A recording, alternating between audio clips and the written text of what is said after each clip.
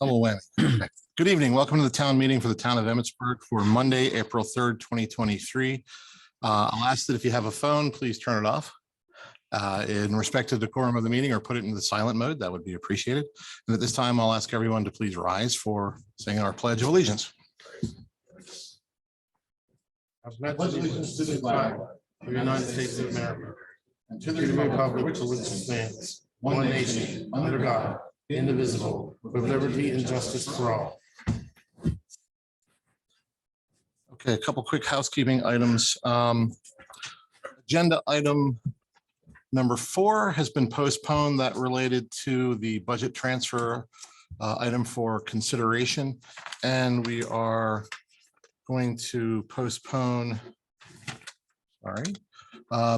agenda item number 5 for consideration, the discussion related to modifying membership possibilities to the Citizens Advisory Committee. So 4 and 5 have been dropped from the agenda. So that is the only alteration we're making. Pardon me.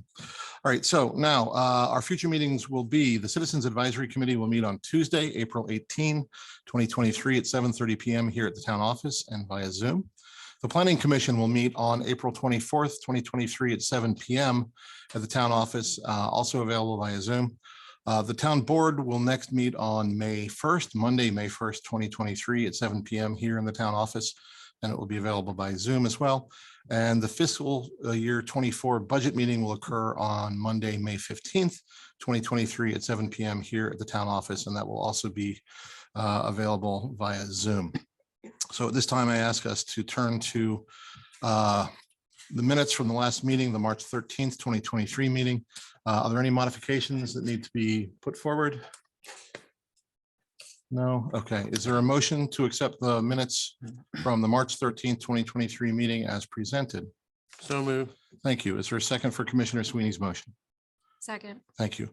Motion's been made by Commissioner Sweeney, seconded by Commissioner Bowman-Pollitt. Is there any further discussion? Hearing none, all in favor, please say aye. Aye. Aye. Motion carries 5-0. Very good. Thank you. Okay, we now turn to the deputy for the police report. Good evening, deputy. Thank you for being here. Or deputies, sorry. For anybody that hasn't met me, I'm Deputy Howard. There's still myself and Deputy Barclay. This month, the only leave we used was 3 days of holiday leave. No promotions or transfers. We have done some training. Myself and Deputy Barclay both had body cam training, which we are both equipped with now. Barclay had CJIS training that's for running wanted checks and stuff like that. I had 2 days of in-service training. We've had no fleet issues. Our vehicles are both running good. We handled 210 calls for service. We've had 7 arrests between the both of us, 62 traffic stops. That is all I have to report. Any questions for the deputies? No. Just the Little League and all that starts this. All the parks are going to be used fully now. Okay, You might want to take some trips through it. sounds good.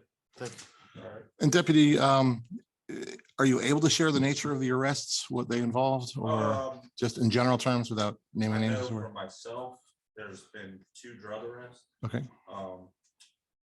There's been 2 warrants that I served, and I believe Deputy Barclay had some traffic arrests, like suspended drivers. Great. Okay. Terrific. Thank you, sir. That's appreciated.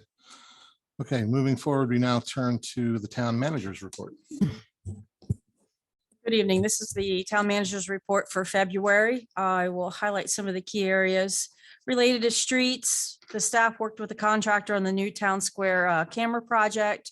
They took down all the remaining Christmas decorations and put the veterans banners back up on the streetlight poles and repainted the yellow curb in front of fire hydrants in Silo Hill. Related to the parks, they conducted the inventory of all the park equipment, pavilions, tables, trash cans ahead of the spring season. They assisted with the future community garden plots. They picked up some dirt. They put up some no hunting signs around the disc golf area and other areas of town property. Related to water, Rainbow Lake at the time of this report was at 16.6 feet, which is at the spillway level. The backwash filter, or the roughing filters were being backwash 2 times a day, and the DE filters are getting a 1-week run.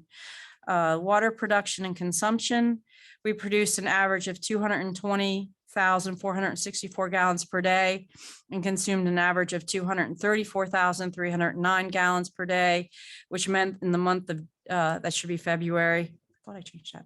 The amount of backwash water was about 19.3%. We purchased 416,900 gallons from Mount St. Mary's. For wastewater, we treated 337 gallons, 824 gallons, excuse me, and consumed 234,309, which meant approximately 30.64% of the wastewater treated in the month of February was wild water. We did not have any no spills of untreated sewage, nor did we exceed the plant's design capacity. We received only 1.9 inches of precipitation, but we still had at the end of February a surplus of 3.16 inches over the last 6 months. Trash pickup will remain Mondays in the month of April. I highlighted some of the meetings I attended in the month of February. Just some noteworthy items. Staff assisted the contractor with a sewer backup in Emmett Gardens. They met with the LG Sonic contractor to prepare for the upcoming season and deploying it in the lake. The staff completed and submitted their water and sewer state reports. Staff purchased and mounted a pressure gauge data logger for fire hydrants to monitor PSI day and night. They continue to work on the ChemScan upgrade at the wastewater treatment plant. They're getting quotes to service and replace all our pressure reducing valves around town and at the water plant. They are also gathering information for the smart manhole covers that will assist with I&I. One thing of note, hydrant flushing will occur the week of April 17th. It typically lasts Monday through Friday. We will be posting more information as we get closer. And that's my report. Are there any questions for the town manager regarding the manager's report? Mr. Sweeney, yes, sir. No, I just had the dollar store mentioned to me when I was in the other day. They have a tree down. Right. In their back parking lot. It took the fence, part of the fence out, but I don't know if it's on town property or whose property it's on. They just told me to mention it at the town meeting if I could. Okay. Yeah, I'll have them go look at it. It doesn't sound like it would be ours, but we'll go out and take a look. Yeah, it took part of their fence down. So I think because they contacted me about the same thing. Yeah.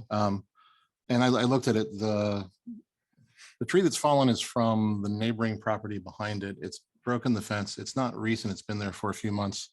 They were waiting for the neighbor to come forward and say, hey, what can we do to make this right? That conversation hasn't happened.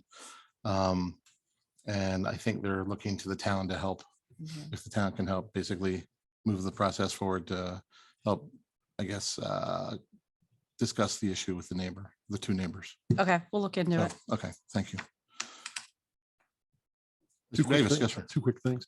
The stormwater grate at the square at North Seaton Avenue. I guess it's a state highway issue, but Mhm.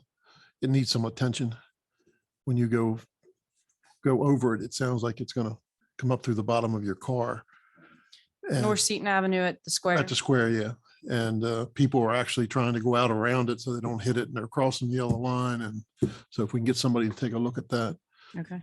And have we had any progress with the flower beds on the square and with the businesses? They're all for. is any- I will leave that to Oh, Commissioner okay. Bowman Pollitt. Oh, I'm answer. sorry. I think there was a consensus among the businesses to postpone it at this time. Okay, thanks. So I have had, just to address that, I've had discussions with the mayor and Mr. Click that the town's going to do some things up there to spruce it up this season.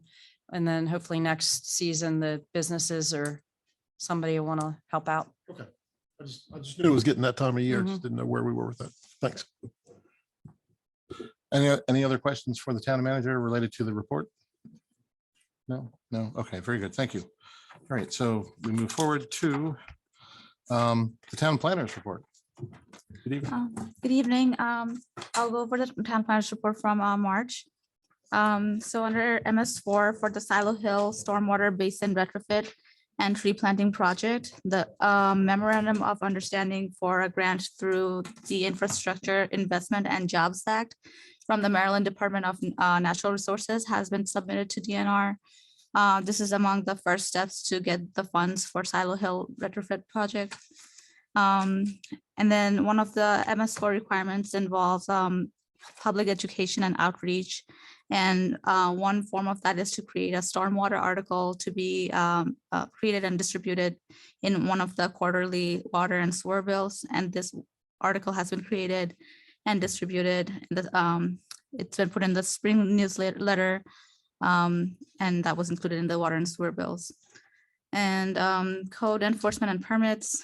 4 zoning permits were processed, 1 for an accessory structure, 1 for an addition to a principal structure, 1 change of use, and 1 driveway expansion. Other permits approved include 1 street closure and 1 cross connection. Also notices for cross connection permit renewal were provided for some non-residential high hazard backflow devices. The Planning Commission met on March 27th and approved an addition plat. The comprehensive plan was also discussed, but one item from the January meeting is the approval of ordinance number 2304. This will be discussed later when we get to agenda item L. And some development updates include the review of payment and performance bonds and public works agreement for Federal Stone Industries. And also the owner of Village Liquors and Plaza Inn has received conditional approval of the addition plat that was presented at the Planning Commission meeting on March 27th. They're now seeking approval of their site and improvement plan plat. And these items will be discussed at the next Planning Commission meeting. That's all I got. Great. Do we have any questions for the town planner related to the town planner's report?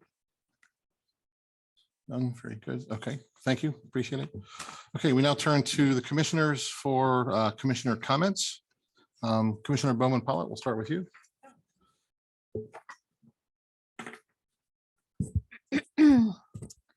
Well, there's been a lot of really exciting things around town. So our family attended the Knights of Columbus Easter egg hunt yesterday. Today is Monday. It was a great opportunity for all the families, and we wanted to thank the Knights for sponsoring such an enjoyable event for the community.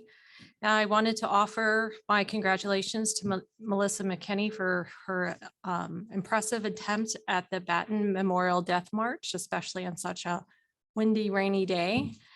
Her perseverance was truly admirable, and we went out and cheered her on from my screening porch where I didn't have to get wet. So we're also very happy to see Ripley's Eat It or Not ice cream open for the season. If you haven't been by yet, check it out. They have some really good new flavors. And the farmers market is coming along nicely. So we want to shout out to Kadeem Brim, the code enforcement officer, as well as members of the Citizens Advisory Committee for their tireless work to revitalize the market. So stay tuned for details that will appeal to the whole family. We hope to see you all there when it's time. And the community garden is spearheaded by Mr. Jack Deathridge is also coming along nicely. If you've been by the area, you'll see some of the raised beds go in. If you would like to lend a hand or be part of the efforts, please let us know. Also, April 22nd, Earth Day, from 9 to 12, we will have a community cleanup day where we're going to break the town limits into zones and go around and beautify the neighborhood. If you would like to help with that, please let us know. I'll be there, and so will my son. And then from afterwards, from 12 to 2, the town will have Earth Day festivities in the parking lot behind the town office, I believe. So there's going to be some free frozen treats and activities for the kiddos. So come on down, it should be a good time. And then if any of you saw the meeting last month, I had a lot of questions about the water rates. And the way we ended it was that I met with the town staff, I think in the next day or two, to kind of talk about some of those questions. Some of the things that they brought to my attention really helped put this into clarification for me. So I would like to share with you some of those points that I learned through that meeting. And now that I think of it, I think some of this was mentioned before. It was just a matter of it all falling into place at one time. So in years past, the town was able to get by with just maintaining water systems, but because of the number of infrastructure projects, such as the replacement of the 10-inch main line from the water treatment plant to town, which is going to be about $10 million. We're now trying to proactively plan financially for these projects, as well as other ones that need to happen over the next 5 to 10 years without raising water rates again. I don't think any of us want to go through this a second time in the next 5 years or so. In order for the town, this was a big one for me, in order for the town to apply assistance for assistance from the USDA, they have very clear guidelines that a town needs to show evidence that we have a self-funding or self-sustaining water fund that is and has to be separate from the general fund, which includes, as part of having a self-sustaining water fund, a 90-day reserve. Part of the presentation showed that our town's 90-day reserve has steadily declined over the years due to decreased water usage and major repair projects. If the town does happen to receive assistance, it's usually in the form of a loan, which we would have to pay back anywhere between like a 30 and 40-year loan. However, we as the town have to show that we're putting measures into place to try to reverse our downward trend in this area, because our 90-day reserve is pretty much down at 0 right now.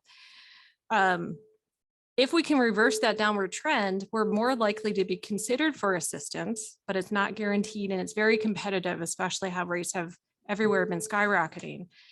So it's similar to a bank who declines a loan to a business who is not bringing in revenue and is ending every month in the red. They're not going to want to loan us money if we have no evidence that we'd be able to provide a way or a means to pay it back. So our goal of trying to get to that 90-day reserve is also so we can apply for assistance, which as of right now, we're in no position to do so. I also asked, can the general fund monies be moved over to water and sewer? And I realized some basic accounting principles, as well as the USDA does not, it will not see our water fund as self-funding and self-sustaining if we dip in from one pot and put it over to here. That's going to actually move us farther away from asking for assistance, because if you have to take out a loan from somewhere else and cross those pots of money that are supposed to be very separate, they look at that as a black mark when we go to apply for anything. It's not self-sustaining. That was a really big light bulb for me, is to understand why those pots cannot cross. Scenarios 1A through 1C would get us to those 90-day reserves faster. But those are like, you know, what, 160% all at once. Those are hard for anybody to digest. It would get us there faster, but it doesn't really take into account inflation and improvements over the next couple of years. And we probably have to look at doing this again. Again, nobody wants to do that. Some of the scenarios towards the bottom of the chart had, I'm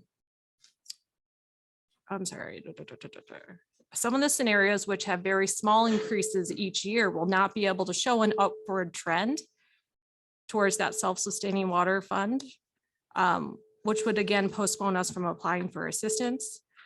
So the town was looking for a happy compromise between having a gradual increase over the year, so it's not rip it off like a Band-Aid, provides a steady upward trend towards the 90-day reserve, and it takes into consideration of the cost of the infrastructure projects that will be needed in those years.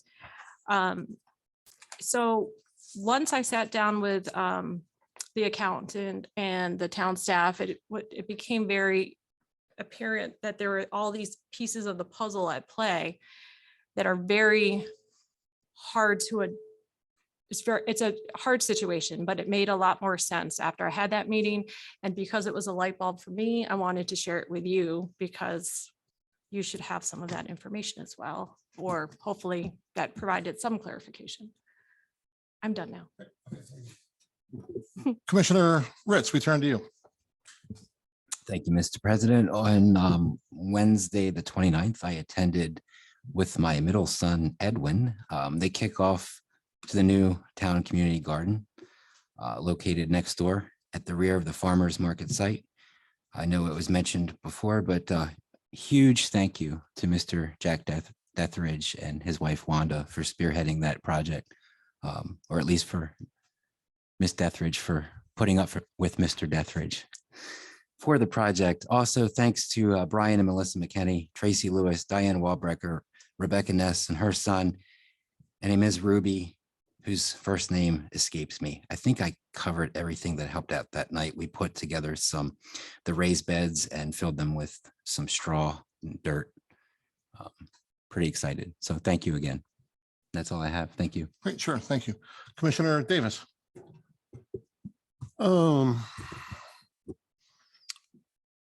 School teacher there explained that very well. So thank you so much for doing that. That even helped clear some things up for me. So thank you for that. So, Saturday evening, I had the opportunity to speak with our state delegate, Will Valentine. And Will is getting ready to finish up his first 90 days in Annapolis. And some of the stories he shared with me are just unbelievable. He says that Western Maryland is being left out in the cold. The state is being run right now by, he said, about 12 individuals in the House who pretty much take control. And if someone in their party steps out of line, they get pulled out, they get scolded. And but the Western Maryland only got about $1 million of all the extra funding that was available this session. And that was going up to Cumberland. Cumberland asked for $4 million for a project, and they did give them $1 million. And that's the only thing that happened out here in Western Maryland. So what I've asked Will to do is, once session gets out next Monday, is to schedule a town hall meeting here in Emmitsburg to get everybody together and talk about his first 90 days in Annapolis. It's scary. It is very, very scary of what's happening right now. I don't know who to blame. I don't know who the players are. Don't know any of that, but I think it's real important that we meet with the delegate and figure out what's happening in Annapolis. And we're going to have to make our voices heard somehow. I don't know what that is, but we'll keep you posted on when that's going to be held. It'll probably be about an hour-long meeting. We don't want to bore anybody with a whole bunch of stuff, but it's real important that we figure out what's happening in Annapolis and some of those loans that we're talking about. You know, the way things are going now, we don't stand a chance if we don't let our voices be heard and make something happen. So we'll keep you posted on that. That's all I got. Thanks. Thank you, sir. Mr. Sweeney. I just wanted to remind everybody, Little League will be starting this tomorrow in Emmitsburg. They'll be playing on all the fields in both parks. So watch out for the children when you're going through the parks, if you're driving through the parks. If you want to watch some baseball, come out and watch some baseball. It's free. We are gearing up. The Lions Club is gearing up for the Heritage Day, which is coming up here shortly in June. So all the donation papers went out and everybody's been giving. It's wonderful how our town gives for the community day. And we appreciate everybody's help. So come out and have fun and then enjoy the spring weather. Thank you and happy Easter. Very good. Thank you, Commissioner. I don't want to be too redundant, but my hat's off to Mr. Dethridge for getting we call it the community garden annex up and running. It is bigger and better. And my hat's off, especially for the volunteer group that showed up. That's a hard thing, knowing full well regarding what I do with the trails. And if you have that base of support, it makes all the world of it, the whole world of difference. Moving from there, there's a group coming in on the 29th and 30th. They're going to be our guests here in the community. Between 150 and 200 coaches will be coming in for a best practices seminar. This is going to occur at Mother Seton School. They're going to be renting the Mother Seton School. They're going to be dining at the Vigilant Hose Company wing feed, some of them. They'll be using Community Park. They'll be having 2 meals at the Carriage House, and many of them will be staying at the Sleep Inn. It is a Mid-Atlantic group of mountain biking coaches. Part of their program is geared toward making safe places and mountain biking for girls. A big emphasis is their notion of scholar athletes. And they have a strong program in the state of Maryland. I believe they have 20 teams, and I think they have like 3,000 kids involved or more. It's rather sizable. In the long run, I'd like to see us have an improved opportunity for trails in town that's suitable for the younger riders. We have the purple trail, which is the family trail. If you haven't been on the mountain, that's a beginner trail. We have the green trail, the yellow trail, and the red trail's out of action right now because of tree work. We haven't been able to fund the rebuild yet, but we're working on grants. We also have the orange trail, and that goes from Rainbow Lake to Annandale Road. And hopefully in time, we'll be able to cross Scott Road and get to Community Park in time, like in the future. But the mountain biking program in town is very well recognized. We have a lot of young people here who could be involved in these programs, and I would definitely like to encourage that. So if you see the coaches around here on their bikes looking mystified by heaven, explain to them they're in the best small town in the nation and welcome them. I'd appreciate that. Moving beyond that, I met with somebody, a Seton Center board member today at 8:30 to talk about Community Day. The Seton Center wants to play a stronger role in the Community Day program. They're talking about a summer turkey trot with a different course, which would be through the park. And another item that we talked about is a Main Street Mile. And the idea is that before the parade, we have a bunch of running maniacs take off down the parade route and everyone will scream like fools and have a heck of a time. And curiously, they just might finish at the beer garden. I don't know how that works out, but I'm in favor of it. Pandering. Okay. Beyond that, we have a public hearing scheduled for tonight in the meeting, at which time we'll talk about the infrastructure question, the water and sewer issues. So that will occur in this meeting, assuming the board votes for that, and that I would imagine the board will vote for that. So that's something in process that will come up. So that will be our public hearing. And at this time, I turn to the mayor for the mayor's comments. So Mr. Mayor, the floor is yours. Thank you very much. We have a new dentist in town. He's taken Dr. Brimgardner's place. He's a wonderful, wonderful man. And I was just in there. Part of my mouth is still there, and so I can't talk very well. But I didn't bring his card. But he's first visit, very gentle, wonderful staff, and he's looking for expanding his business. And so we have another good asset here in dentistry. On Saturday, Libby and I took part in the maiden ride of the journey of the county transit bus from downtown Frederick, leaves there about 7:30 in the morning, comes up here, stops in Thurmont, gets at Jubilee at 10:15, and stops up at the Paul Street, and then it goes to across the street here at the Seton Village site there, and goes downtown, and you can go and then stops at the Mount too. So we're getting this all together. We have one more stop for Commissioner Davis. He brought my attention that, and it's something he really wants a stop after school for kids at Catoctin High, doing some transit there. And I don't know when we get it. It took 10 years to get this, so let's keep working. You got to be persistent. And but it was a terrific ride, and Mayor Canair and myself and the staff rode down, a couple of people, and I was on part of the journey with Libby. It was a great ride. The Easter nights thing was terrific, and congratulations to Mr. Joy, Mr. McKinney, and the rest of the nights. It was packed down there. It was a great show down there. The 10 Death March celebration with Melissa McKinney. I was out there at 7 o'clock on Saturday morning.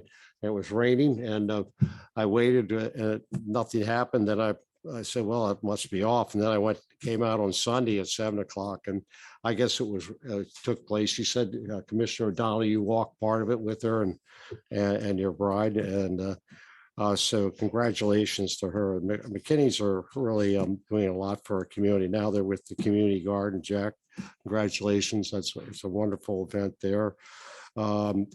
Easter is this week. We'll be closed on Friday, and it's very hard to get into Easter season, but we've got to try. I mean, we're broken, separated, and everything like that. But attendance at local churches are picking up. I think you'll find that, Pastor. People are coming back. They want to hear the voice, and I think that that will be Good Friday nights Jubilee.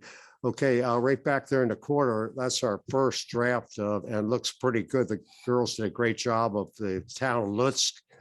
It has our proclamation and their proclamation, part of the flag, and they sent that wonderful their emblem for the to us here, and We don't want to forget them. Try to keep them in your prayers and thoughts because they're fighting a proxy war for us and it's sort of getting buried and buried. We're getting tired of it. Now baseball is going to start and everything like that. Congratulations to having baseball, youth baseball and Lions. Are they going to do anything this year, Lions or? Come on. I'm just kidding. No, they're great. I think that's it. I'll think of something later, but water rates for later. I do have a statement on that, but thank you, sir. Yes, sir. Thank you, Mr. Mayor. Okay, so at this time, we're going to turn in a moment to public comments. I want to clarify process if you've not been in a meeting before. To make public comment now, you needed to have signed up. That's why I asked everyone to please sign up. I'm looking at the bulk of these items and it appears virtually everybody intends to give their view related to the water piece. So I'm going to ask this, that would you consider holding your comment until we have the public hearing in which we have built in a public comment? So that way you don't find yourself being redundant in your commentary. And that way you're doing this before staff presentation. Is that reasonable for those who signed up for the 6th? Okay, I'm not trying to quash anybody. You have full right to come and speak at this time. I don't want to hinder anybody from that right. Okay, Mr. Ebal, yes, sir. Sure, absolutely. Would you come up then? Sure, please come take the dais. We have a new process. I don't know if you've heard that already, but all you need to do is introduce yourself and we can ask you your home address, so don't share that. But if you just acknowledge you're a resident of town or not, that would be it. And then into your remarks. And Okay. you're on a timer. So, All right, yes. okay. Thanks again for allowing me to come up here and speak. I'm going to start off with just a couple quick points. Since I was here last, I have printed off copies of a lot of the minutes. And when I was here December 6th, it states here, and just for the record, I wanted to make sure that, well, there's several things on here I'm going to talk about, but a correction that needs made is that I talked about, he also had concerns about speeding on Irishtown Road. That was brought up. And yes, I'm concerned about speeding everywhere. But that night I joined the bandwagon and joined about my street, Federal Avenue. That's what I talked about. It's not a big thing. And I asked for the police to patrol it. I've never seen since 1995, I swear to God, I've never seen a police officer sit back there and write tickets. Never. So it's a 15-mile speed limit. No big deal. Secondly, I would like to tell you all that, well, I'll just read it. He expresses his concerns me about the corner at DePaul and North Seaton. He knows he has brought us up to where in the past. Okay, let me tell you what happened. Frank knows this very well, and I think Ms. Willis knows this. I've had some movement on that. So when I say movement, Rich Lindsay, Mr. Rich Lindsay, I got to shout out to him publicly. He was here about another piece of information. He kind of guided Frank, and I'm not sure about Miss Willits, but to guide me to the right person to get on the corner up there on DePaul to correct that. I've met with him about that and about another piece of information that Miss Willits sent, drove into about the street blinking light. He reached out to us. He said, we really don't have to ask you, but as part of the team up at the church, he reached out to me to put a telephone pole and all the gear on St. Vincent's property there. So we did that, but also we're going to come up with 3 options to repair that corner, even if it's only temporary. If Green Street comes in, they're just going to have to tear it out, but they do not want to let it set like it is. They don't want anybody walking down the street. Thirdly, I mentioned about a storm drain that was knocked out when they put the sidewalks in. That has been corrected. So I appreciate your guys' help. And really, when you make public comment, there could be somebody back here in the room that could help you out. So I appreciate the opportunity for that. I'm running out of time, so I'll just say a couple of things that here I had on my mind. And that was Mr. Lindsay. And I wanted to thank Frank for his help with that too.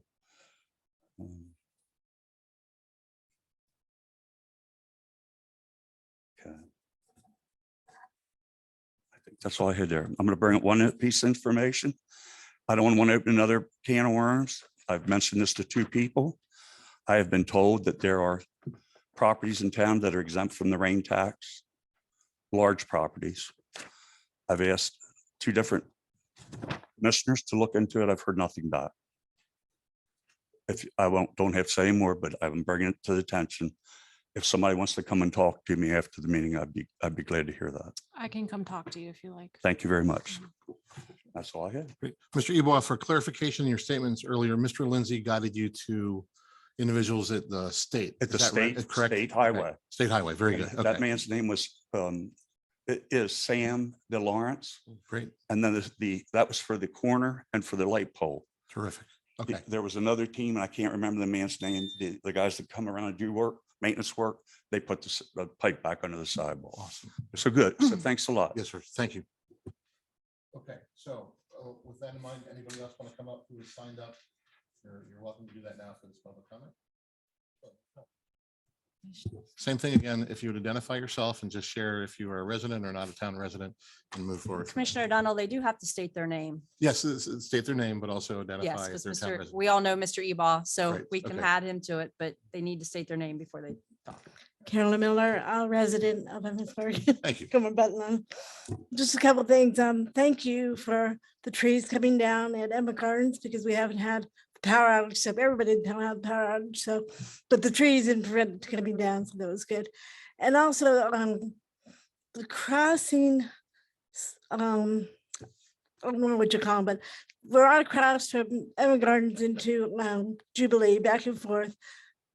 The crossing signs or the blinking signs are not working again. So that's been an ongoing problem with that. And next thing I'm gonna ask is, I think it'd be kind of nice if we had like a yard of the month for each development in Main Street. And maybe that they could each provide a person to be in charge of that. And maybe give a gift card to Carriage House or to the pizza place around town. But I think it'd be kind of nice to have that too. And also I'd like to say about the storytelling in the park, it'd be nice to have that up and running before the Little League starts. So that'd be kind of nice to have that running before then. Thank you. Great, thank you. Okay, anybody else interested in having a turn with public comment? No? Have you signed up? I have to say no, and I'm sorry. It's format and I'll get in trouble with. But after the meeting, I'd be happy to speak to you if that helps. Okay. Okay, so we turn from public comments and now we go to our administrative business items. The first item relates to proclamation declaring April 2023 Child Abuse Prevention Month.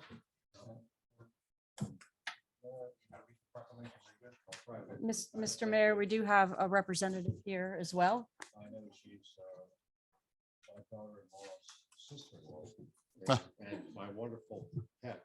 dog. I found myself a buddy that's gonna help. Where is it? Oh, I thought. Aw. Excellent. He was looking for a job a little bit ago. Where's the help? I found this guy. Do you want to give him back? Can you give him each a bag? Thank you. Thank you. I need more help. Thank you. Thank you very much.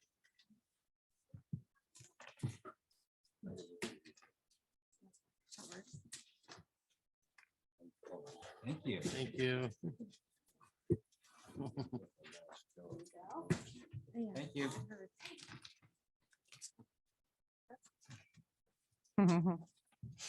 All right.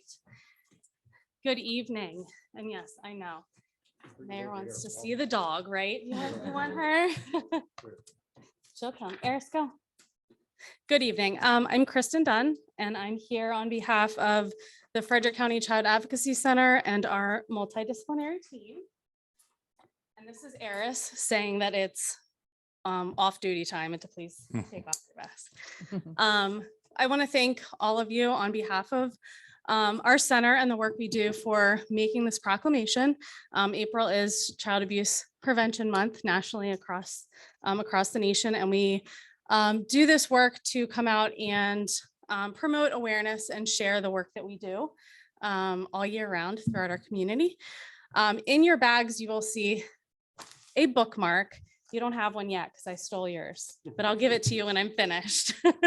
But this is a really nice year in review and kind of shares the work that we've done that I just want to share quickly with everyone. So in 2022, firstly, just reading from here, for those who don't know about the Child Advocacy Center. So the Child Advocacy Center of Frederick County, we are a fully accredited and nationally recognized center. We provide a safe, child and family-friendly facility designed and staffed and equipped to provide comprehensive coordinated trauma-informed services to child maltreatment victims and their families.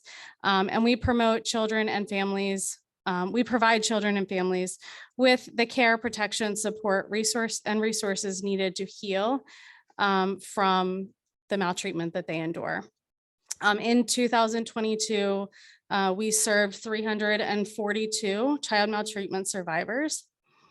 We provided 317 child forensic interviews, and Eris here accompanied 167 of those children during their forensic interviews. We provided over 1,300 hours of trauma-focused therapy. We had over almost 800 advocacy encounters and provided 69 pediatric forensic medical exams to children and their families. So again, I thank you for being part of this campaign and awareness. I did just before the meeting plant some pinwheels, and I gave one to this little guy, but the pinwheel is a sign of a healthy and happy childhood. And so across the county, you'll see pinwheel gardens at a lot of the town halls and other areas of our county where we're again raising that awareness. So thank you. Thank you. Appreciate you coming in. Oh, So, you want Mr. Mayor, do you want to read the I'm gonna read it. the proclamation?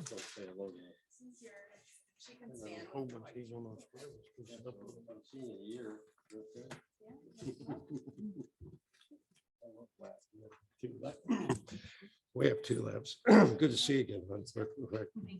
Good presentation. Excuse me. Where is she seated?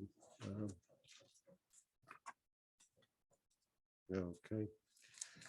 Proclamation, National Child Abuse Prevention Month, April 2023. Whereas child abuse prevention is a community problem and finding solutions depends on involvement among people throughout the community. And whereas the effect of child abuse are felt by the whole community and need to be addressed by the entire community. And whereas effective child abuse prevention programs succeed because partnerships are created among the social service agencies, schools, religious organizations, local governments, law enforcement agencies, and the business community. And whereas youth serving prevention programs are often positive alternatives for young people and encourage you to develop strong ties to your community, their community. And whereas all citizens should become involved in supporting parents to raise their children in a safe and nurturing environment. Now therefore be it proclaimed that the mayor and council of the town of Emmitsburg, Maryland do hereby proclaim the month of April 2023 as National Child Abuse Prevention Month in the town of Emmitsburg, and call upon all our citizens, community agencies, religious organizations, medical facilities, businesses to increase their participation in the efforts to prevent child abuse and thereby strengthening the Emmitsburg community. Adopted this day, signed by the mayor and by myself and Timothy O'Donnell, president of the board. Action. Thank you, sir. We now turn to Commissioner Bowman Pollitt for the proclamation for Earth Day.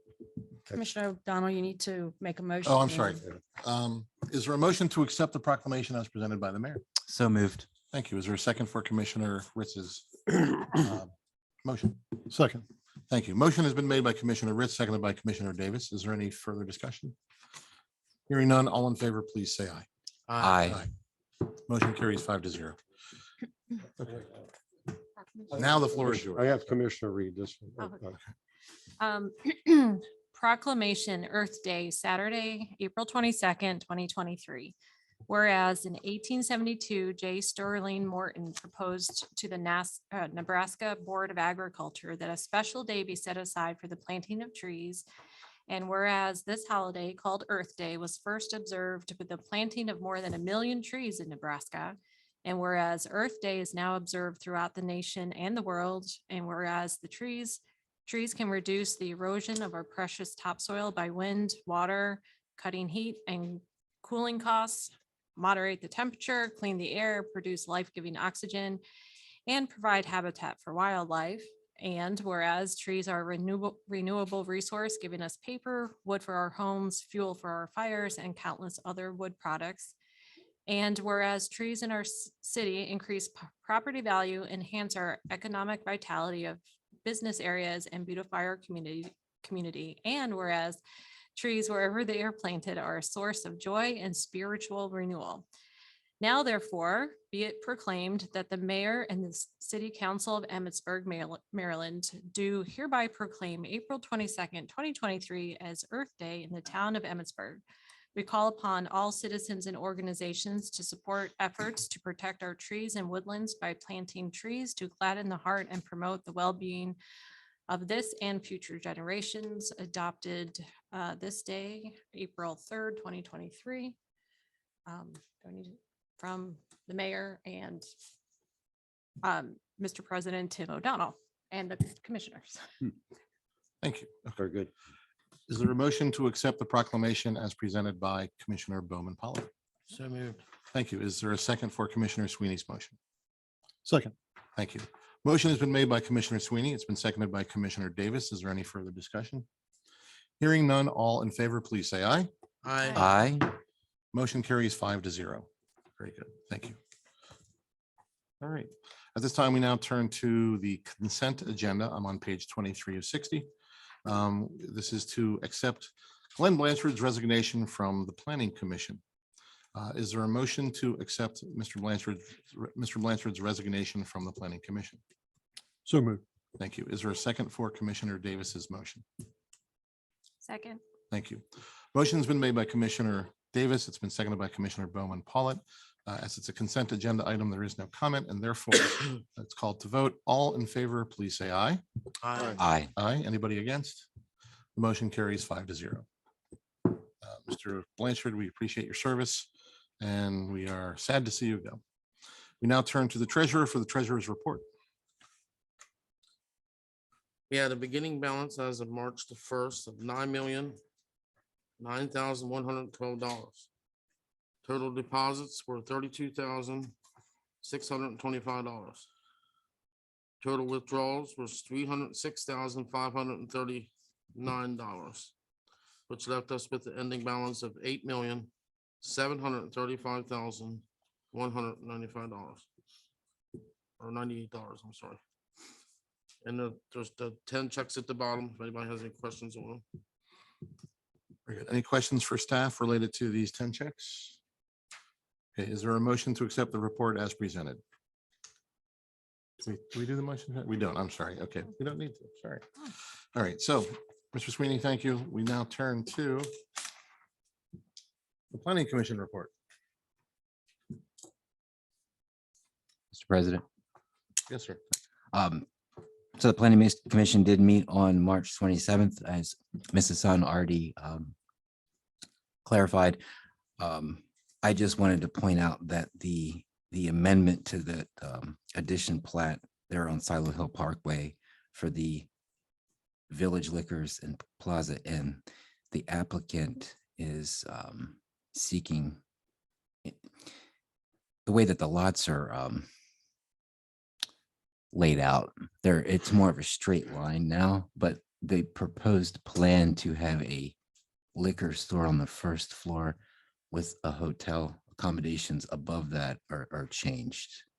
He's not pursuing the hotel at this time. Just wanted to throw that out there for the record. The work program for the Planning Commission and their activities in 2023 was presented by the town planner and our consultant, Mr. Jakubiec. That includes the kickoff for the town comprehensive plan. And they both have some great ideas for community involvement with that, so stay tuned. And there was also a brief presentation for the Planning Commission review process, what's expected of the Planning Commission. There's no significant changes other than we've got to have a little bit more information in the minutes and our at least attempt to follow Robert's Rules of Order as much as possible. I think I covered everything. Yep, that's it. Thank you. Any questions for the liaison, Mr. Ritz? I guess just one question that comes to mind is Sure. for Village Liquors. Yes. And I don't know if you know this or not, or the town staff knows, but are they now intending to create a one-story structure? Or do they still intend to create a two-story structure? You know? One-story structure. Okay, all right. With multiple units.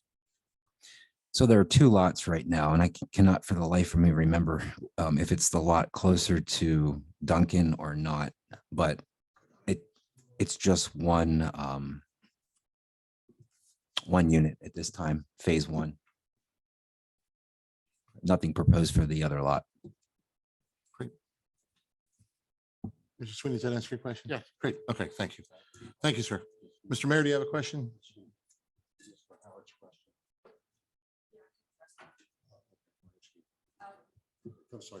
Okay, do you have a question that relates to this or is this separate? Sorry. Okay, very good. All right, thank you, sir. All right, so any other questions related to the planning commissioner's report? Hearing none, we move forward. Okay, so we now turn to our first agenda item, and that would be holding a public hearing, then consideration. Okay, so first the hearing, then consideration of ordinance 2023-05, which would increase water and sewer rates over a 5-year period. So at this time, I'm going to go through a couple permutations here.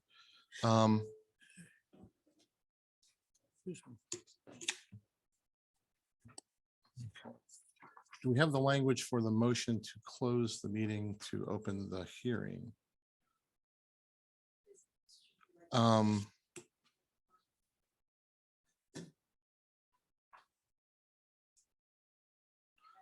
Okay, sure. I'm not seeing it, but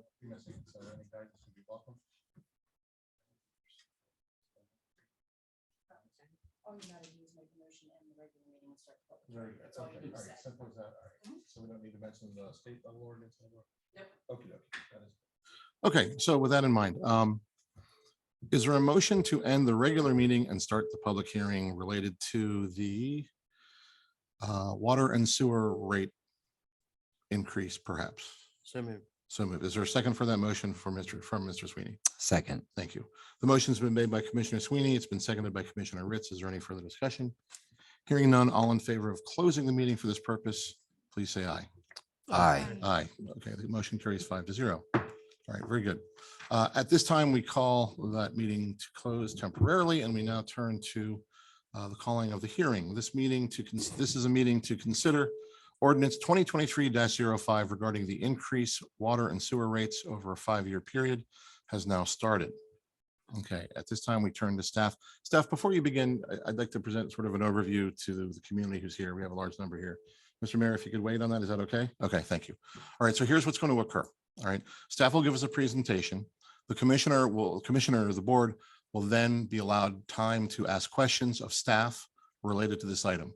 After we are done with our board question period, the public will be provided opportunity for comment. So we have 6 folks who signed up for that. So it's those 6 folks who will be given the opportunity to provide their public comment related to that. Now, I'm going to fast forward for a minute before I go to the steps again. After we close the hearing, we will then go to the vote. Okay. Now, during the vote, there will be a chance for public comment again. Is that correct, Ms. Willits, or no? Not with the vote. Okay.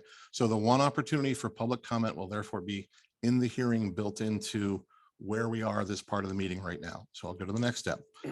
After public comment, there'll be a closing of public comment. Okay. And then the board goes to deliberation. So we have our discussion based upon the information we've gotten from staff, the feedback we've received from the community, the broader community and the community in the room. And then we will make a motion to end the meeting, and then we will return to, we'll end the hearing, and we will then return to the meeting, the town meeting. So that's our process. Okay, so Mr. Mayor, do you want to have a comment or a question before we begin? Yes, sir. Just quickly, this has gone on for about, up to 18 months. It's not an overnight dream, and every one of us have to, if there's an increase in water rates, I think everybody up here will have to additionally pay those water rates too. We've had about 4 or 5 meetings on this and discussions, and I'd like to ask, I don't know if we have a big presentation lined up tonight. We weren't planning on that. We can go over some highlights of what we discussed over the last several months, but Ms. Willis, how have you advertised for this meeting? If you would please just tell us. Sure. After the March 6th town meeting, when the board gave unanimous consent to proceed with a public hearing at this meeting, the very next day it was posted on our website. The agenda is also posted on Facebook as well as Channel 99 as required by code. It was advertised in the Frederick News Post on March 16th. We took a step further and advertised in the Catoctin Banner, and we advertised in the Emmitsburg News Journal. It was posted on Facebook again about a week or 2 ago. It was shared by the town, not only the town, but by Emmitsburg Cares. And it went out in the email newsletter today. Thank you. Okay, so Mr. Mayor, you're good. Staff, we're good on that one. Very good. All right, so staff, we now turn to you for the presentation related to this item for this hearing. Okay, so like I said, based off the March 6th town meeting and the unanimous consent by the board, the town proceeded with advertising the public hearing for the water rate to increase 36% over 5 years, and the sewer rates at 3% each year. As you know, this will be our 5th meeting. At the December public hearing, the staff and the mayor at the board's direction recommended a 3-year increase at 44% when we held a public hearing. Due to the public comment and questions from the board commissioners, it did not pass, and the board asked staff to go back and look at some more extended options for the water rates, which staff did. And we reviewed all those options with the board at the March 6th town meeting. A quick summary of how we got here. Basically, as Commissioner Bowman Pollitt mentioned, your water and sewer funds are considered enterprise funds. They need to be financially self-supporting, which means they are supported by your tap fees, your connection fees, your utility charges, and any revenues. They can't be supported by your general fund, which are your taxes and your fees and other things of that nature. Each fund should maintain 90 days worth of funding for cash reserve and emergencies. The last water rate increase for the average user was in 2006. The last water rate increase that affected users over 10,000 gallons was in May of 2013. As we know, we had significant sewer rate increases in 2012 and 2014. Some factors that affect your rate charges and rates. Again, we've had no increases in water rates for over 14 years. We've had continued expenses related to necessary improvements, inflation, reduction in water usage over the last several years. Our reserve target for cash reserves has been depleting over the last 10 years. The water cash balances and tap fees. In 2020, we had a cash reserve of 261,345. Your cash reserves are, a lot of it are your water tap fees. And unfortunately, the town has not received any significant development. So we have not had any significant tap fees since 2014, when we received 475,000. The reserves have continued to deplete over those years. to the point that we no longer have a 90-day reserve, and we haven't for about 3 years now, 2 years now. We went over what the revenue requirements are to maintain your water fund. It includes just your daily operations, your operating and capital costs, which include your operating expenses, your current debt, your cash funded capital projects, new debt service.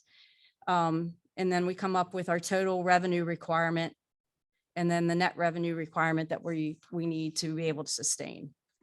We talked about the problems with an aging water infrastructure and the improvements that need to be made. We talked about our current charges. We talked about USDA basically stating that, confirming what we had talked about, that the goal is for all the borrowers to be self-sufficient in both their water and sewer systems as standalone systems. Basically, they cannot allow the town to charge their residents less than everyone else and have their projects subsidized by federal monies. Basically, as Commissioner Bowman Pollitt explained it, USDA can give a loan, can give a grant, but if your system is not self-sustaining, you're not eligible for any funding. So we talked about that. At the last meeting, we talked about scenarios 1A through 2C. The first ones were at 160%, 70%, and 49%. Those were ruled out as they don't really take in consideration long-term improvements to your infrastructure. So the board itself looked at 40% for 4 years. We looked at 36% for 5 years, and then looked at 30% for 6 years, and how long it'd take you to get to your 90-day threshold and the impacts of the bills. And what the board then came back with was the recommendation or unanimous consent for the 6 year or the 5 years, excuse me, at 36%. That's basically a synopsis of the last 4 meetings. Great, thank you. Any more to add or? No. Okay, very good. So we turn to the board for questions to staff related to this topic.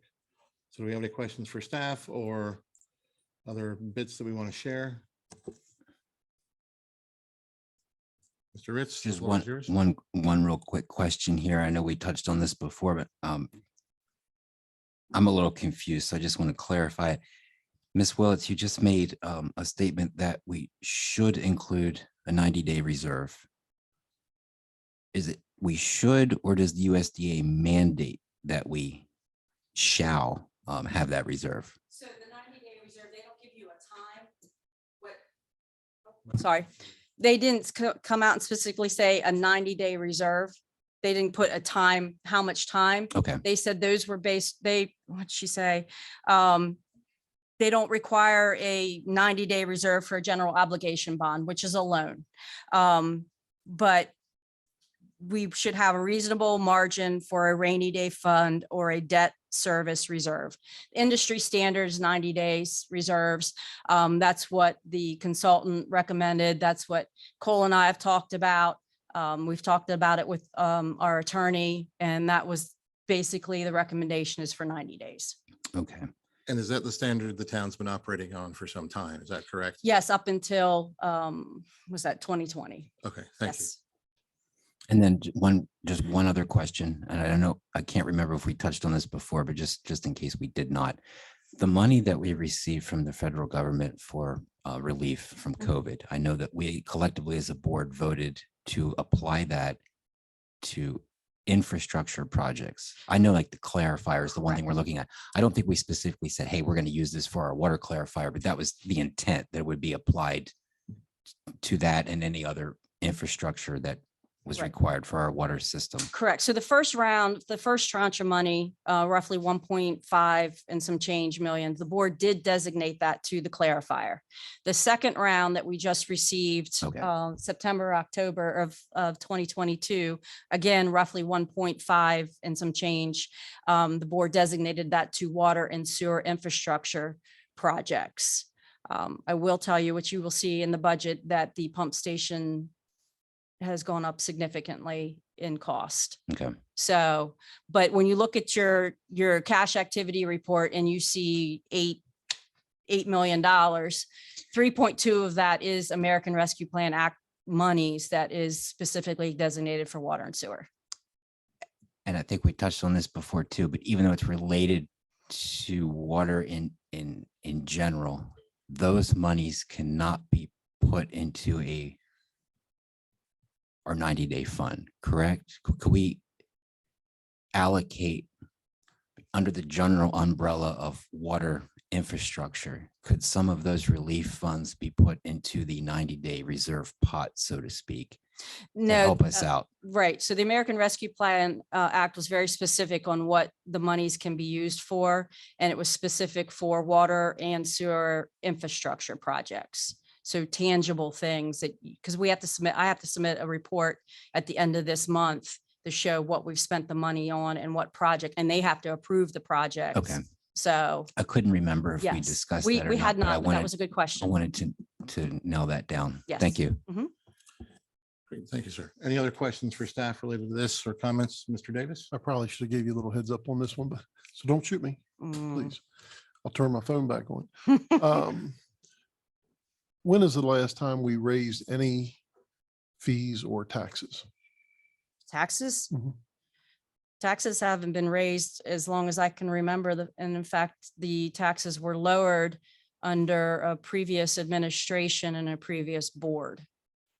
So there hasn't been a tax increase in, do you know, Cole? And I know the real estate tax went down slightly a couple years ago, but that was It's a been- minimum decrease. Been at least 20 years. But other than that, I don't know of any increases. Since 2000, I think. It's been a good while. Okay, thank you. I'm sorry. Catch you off guard. That's okay. Any other questions or comments related to this, Mr. Sweeney? No, I have none. No. Commissioner Bowman Pollitt? Okay. I'll just share just a thought. I think many of us are connected in some way or another, directly or indirectly, to Catoctin High School. Okay. I did not attend there. I had 3 young people who did. They graduated from there and have moved on into the world. And if you look at the building itself, it is treated by the staff there like a palace. They work incessantly to keep it up to speed and probably, in my opinion, in better shape than many of the newer schools in the county. There's a tremendous amount of pride there among the staff in its maintenance. And it's evident when you step into that building, the floors shine, the lights go on. It is a well-maintained building. But the reality is there's a diminishing return on the efficiency of maintaining that building, that a newer building will be more efficient to maintain in time, whether it's the cost of heating and cooling, whether it's the structure itself, whether it's going to stand longer the test of time. And we have a parallel here in our water infrastructure in town. Our crews are available 24/7, regardless of their circumstance, birthday parties, holiday time, whatnot. They are on call 24/7. And the water structure that infrastructure that we have to present water to the household, to draw the water from the business, it's not secure.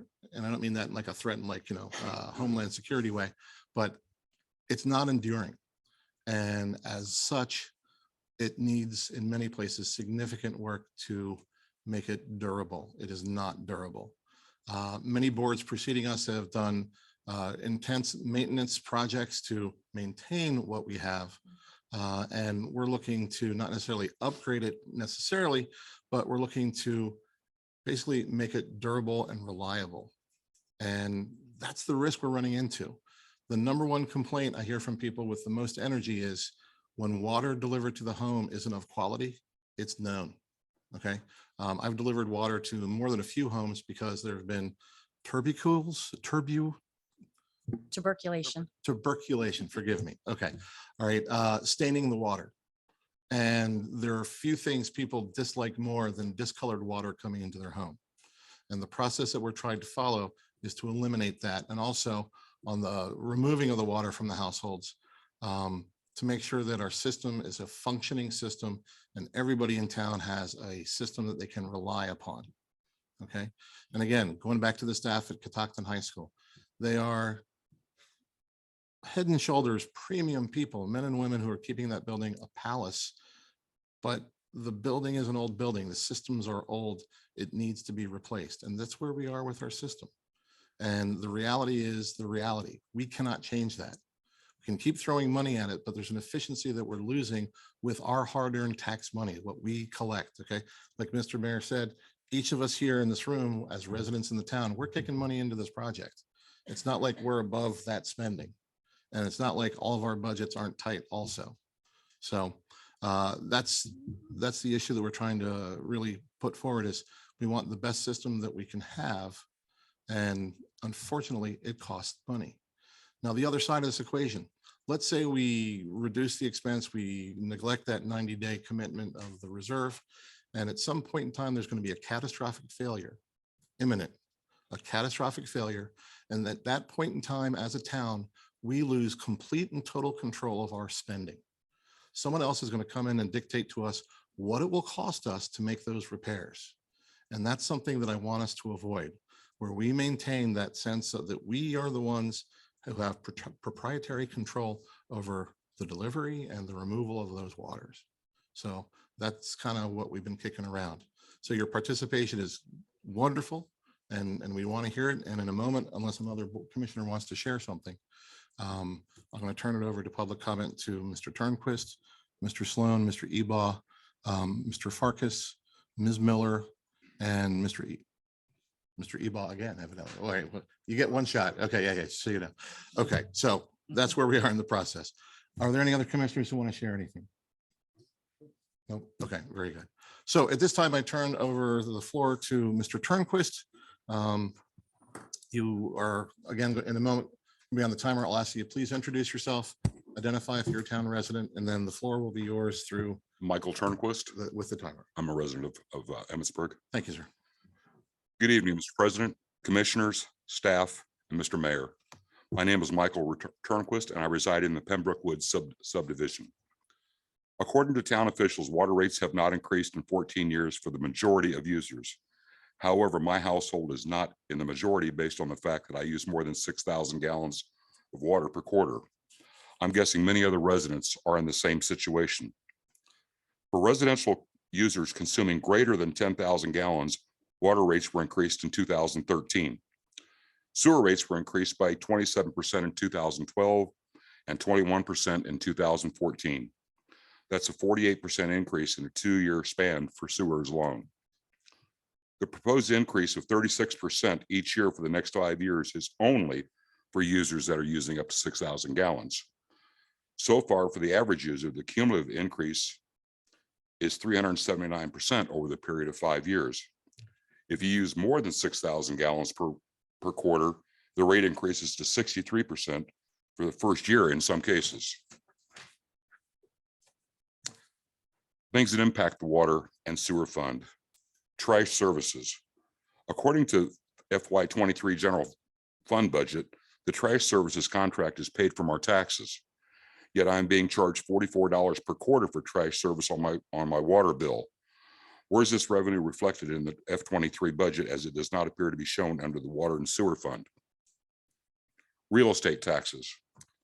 Our real estate taxes pay the salaries and benefits of the following staff: legislative and executive, planning and zoning, financial, buildings, public safety, public works, refuse, and parks. Why are the salaries for the water and sewer department personnel not covered by our taxes rather than the water and sewer fund? Personnel costs for the water department total is in close to $1.5 million per fiscal year. It's the same scenario for the sewer budget. Our water and sewer capital improvement, also known as SIP, has a balance of over $9 million, including a USDA loan. Yet the USDA loan interest of $113,000 per year is being deducted from our sewer fund each year. According to town code, all funds collected as connection fees will be reserved and limited to be used to enhance, repair, and maintain the city's water and wastewater treatment systems.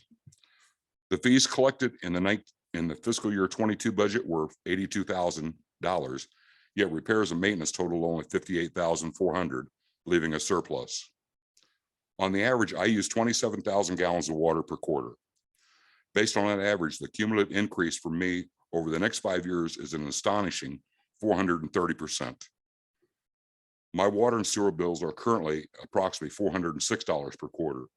In 5 years, I will be paying $1,070 per quarter. That's more than my mortgage. These rate increases are not sustainable. Larger households with children, grandchildren, and elderly dependent parents pay more per gallon of water than the average household.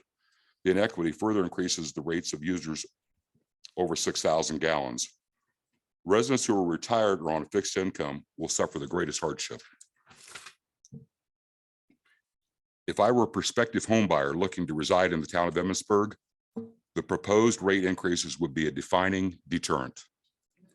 Has the Board of Commissioners and staff considered how this will affect the future growth of the town of Emmitsburg and its related revenue? In summary, we cannot afford the shortcomings of the last 14 years by charging extraordinary rate fees over the next 5-year period. It would seem to me that the board and staff need to consider creative and alternative approaches to address this situation over the long term. Thank you for your time and consideration. Thank you, sir. I appreciate it.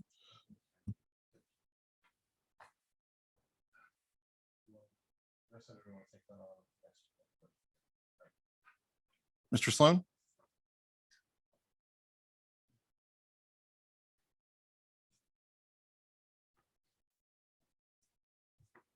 Hello, commissioners and everyone. I'm Eric Sloan. I'm a town resident. Thank you, sir. And thank you folks that actually answered the email that I sent out. This is a problem that started before a lot of us were around, kicking the can down the street, as it's called. Time now is not to worry about the crowd outside with the pitchforks and the torches like Dr. Frankenstein, but to bite the bullet, whether it gets you socially or politically, doesn't matter anymore. Just something that has to be done. And once we reach that magic number that we want as a cushion, set the price for sewage and water and build in a yearly advancement to it, whether it's 1%, 2%, 3%. That way in 10 years, the price of making water has caught up with, or the price of paying for the water and the sewage has caught up with the price of making water and stays there. That way we never stand like we are now going, oh crap. Thank you very much. Thank you, sir. Mr. Ebach.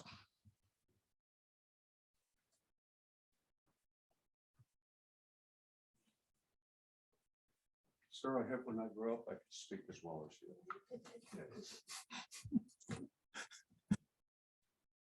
I would like to thank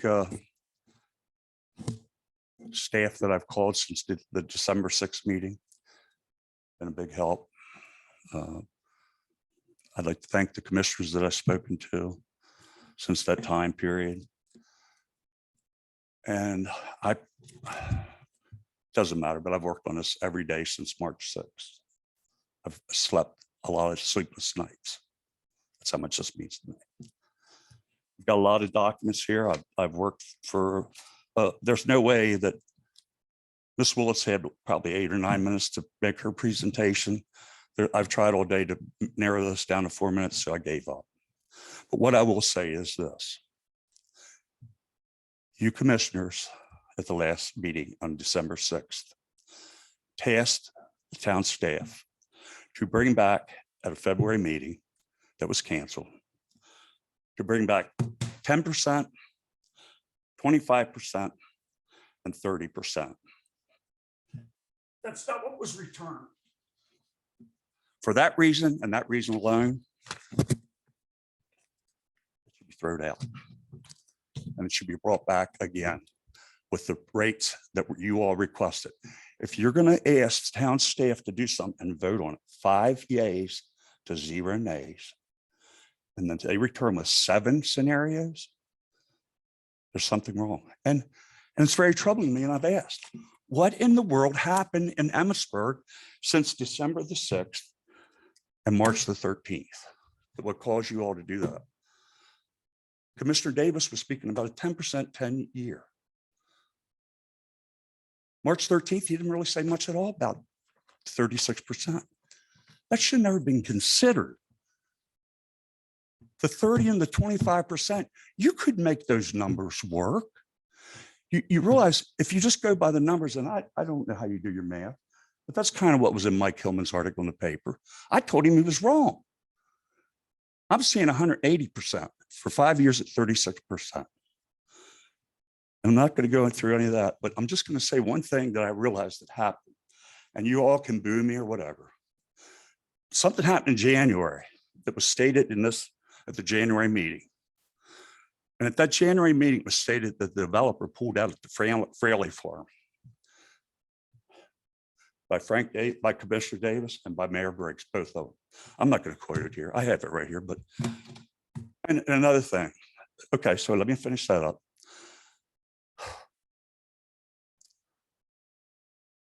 That was a 350 home development. I wasn't going to be for it. But when you do the math, you know that you would have received 16. You would have received 8, and I got this off the town site, $8,200 for water and $8,000 tap fee for sewer. That's $16,200 per home. Times 350 homes, not all at once, but over some time. My math tells me that comes to over $5 million this town would receive from that. You can't even think of getting that money now. That's gone. And I think until somebody tells me I'm wrong, that you all were counting on that money coming in here to help these infrastructure problems. I'm going to tell you another thing. Mr. Tabler, I spoke with him. At the October 3rd meeting, Mr. Tabler expressed in your approved minutes that the water fund is to the point where the cash balance moving forward is in the position we will have to borrow cash from the general or sewer fund. Now you're saying that can't be done. We can, that money in the bank that Mr. Sweeney just spoke about is over $9 million. Part of that's the ARA money, American Rescue Act money. Why can't you put $250,000 of that money, the remaining 8,000 or 8 million? You're not going to spend that money, but you're going to put it in a separate account by itself, earmarked that you can only use it when that catastrophic event happens, period. It's our money, folks. It's not Santa Claus's money. We have the right to use that money, but we can't go out and buy new trucks and put water plants down in Emmett Gardens. We can't do that with it. That is a rainy day fund. Now I know I'm way over my time, so really, please, I know it's another month. Send this thing back and get these rates down. I have figures like this gentleman does. I'm a recently retired man on a fixed income. I'm paying $700 a year now for water at my house on the base, and I use overages. In 5 years, when you just do the raises here, multiply 5 years. In 5 years, I'll be paying $162.84 a quarter times 4. It's a lot of money, but then you gotta get to that 5 years. When you calculate that all out, it's well over like $1,900. I would be paying $1,200 and some dollars more for the same water I'm buying now for $35. In 5 years, it will cost me a lot more money. Anyhow, I appreciate you for letting me have the extra time. Please do not vote yes for this tonight. I don't plan to ever come back here. I never thought I'd have to come back on this issue. tonight if you had done the right thing. I thank you. Thank you, sir. We turn to Mr. Chuck Farkas. Chuck Farkas, I'm a town resident. Thank you, sir. Pretty much it's already been said. There are other means of doing this. There are other ways to look at it. I've only heard part of what's been looked at. Has the county been approached? Okay. Why are we now having to pay for the previous administration's mistakes and then the shortcomings from them of not looking ahead and moving forward? I know some of you have been here for a long time. You've had plenty of time to look into this and make the corrections before now. I'm in the process. 3 years, I'll be retired. 3 years, I'll be paying 4 times for the water I pay for now. Okay. Will I be able to sell my house and get out of here because of that additional? No, it's going to be almost what I pay for my half of my mortgage. So think about this before you vote yes. Okay. You know, I know we're all in this together. We got to have another solution. You know, 10 years, 10%, that sounds like an even better idea. But you calculate it out, you can figure it out. It's 36% exponentially. Every time you go down the line, it's 36% on what it was last year. Your total increase is more. Would you buy a car that way? Would you buy a car that's 180% higher in 5 years? The answer is no. If you are, you're a fool. I highly recommend you look for some other options. Okay. We live in Frederick County. Has the county been approached about this? Have we asked for help from them? I don't hear any answers. Thank you. Thank you, sir. Okay, Ms. Carolyn Miller.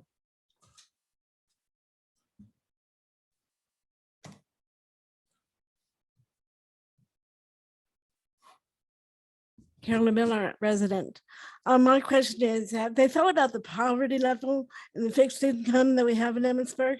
So I think that'll be making a difference of how much we should pay or how much come out. And in regards to Frederick County offers waivers or a discount for low poverty people, I don't know if that'd be considered too in the scheme of things. So again, that's what everybody's talked about, how much we pay. So on that, my 2 cents set. Thank you. Thank you, ma'am. Okay, so we now turn to close public comment. And we now turn to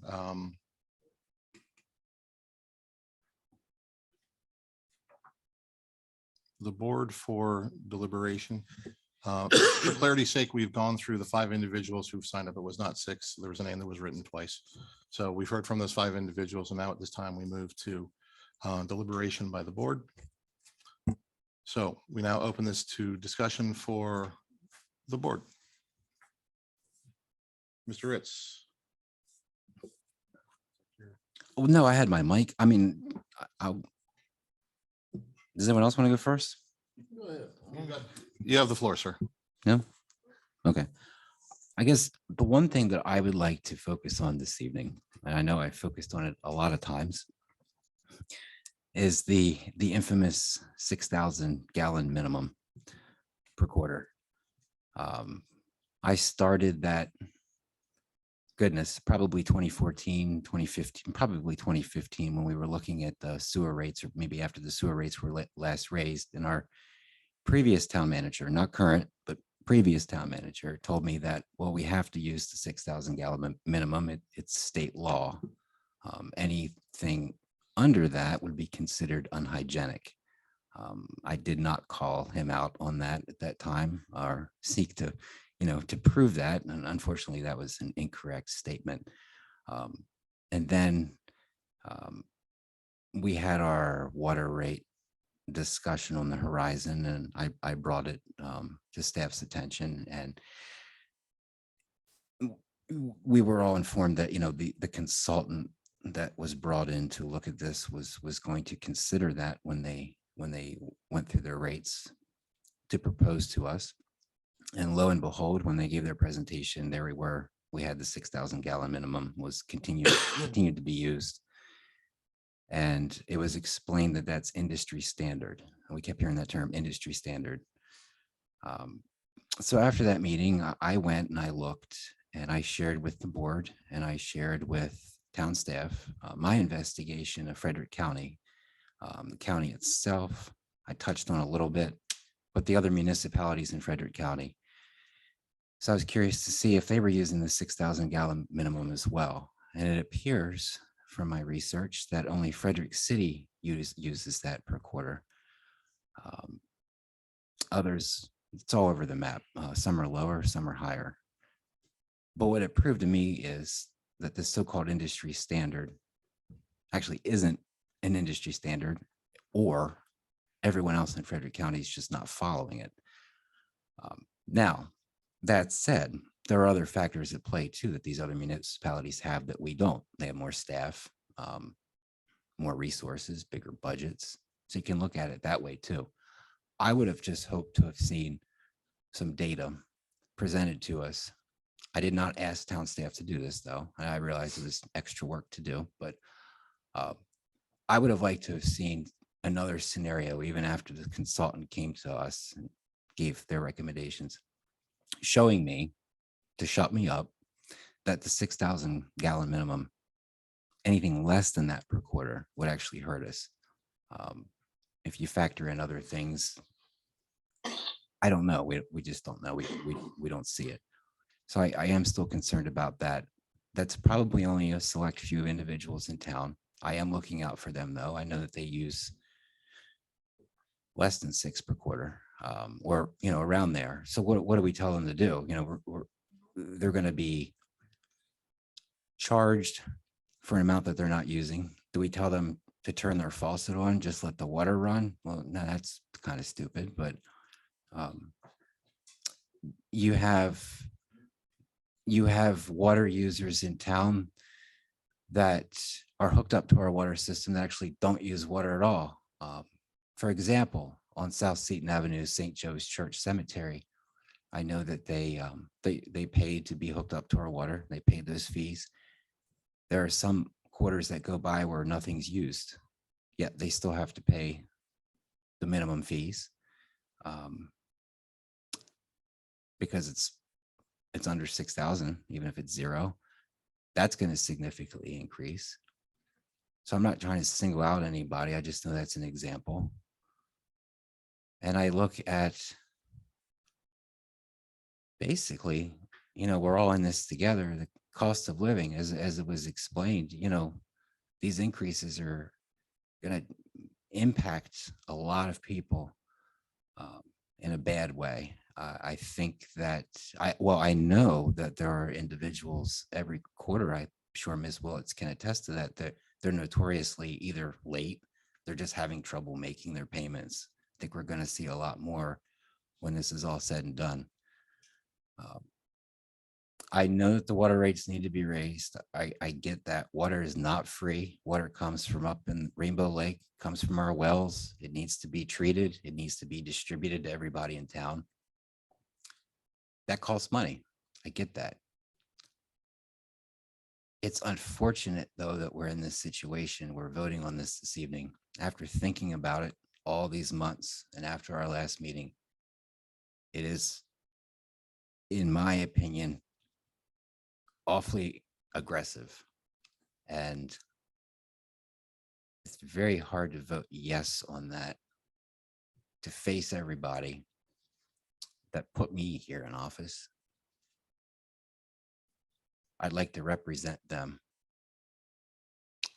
That's all I have to say at the moment. Thank you. Wait, one thing. Mr. Ebal, I'm sorry. You did ask me a question, and I'm going to go ahead and say it here for the record. My research showed that there are no exemptions to that. There's a different, I forget the term, but no one's excluded from the so-called rain tax, stormwater management fee, including, Commissioner Okay, Ritz, Miss- the town properties are exempt because town already does stormwater best management. town, practices. town properties, Town but properties only. nobody outside. So like a large Daughters of Charity. provincial not house, exempt. Daughters of Charities. No, I know Right. they're in, they fall in a different category on that spreadsheet, but it still shows that they have to pay that fee. And I thought I got back to you and I'm so sorry that I did not. I thought I did, Mr. Ebal. So I just wanted to apologize for that. I was gonna say something. I didn't want to bring names and everything out in public, but Ms. Willis told me that, and then it makes me think. I'm, and I can't comment. yeah, I just wanted to take this opportunity though to address that with you. Okay. Other than that, I promise I'm finished right now. Thank you. Okay, thank you, Mr. Ritz. Any further discussion from the board? Yeah, I'd just like to make a couple comments.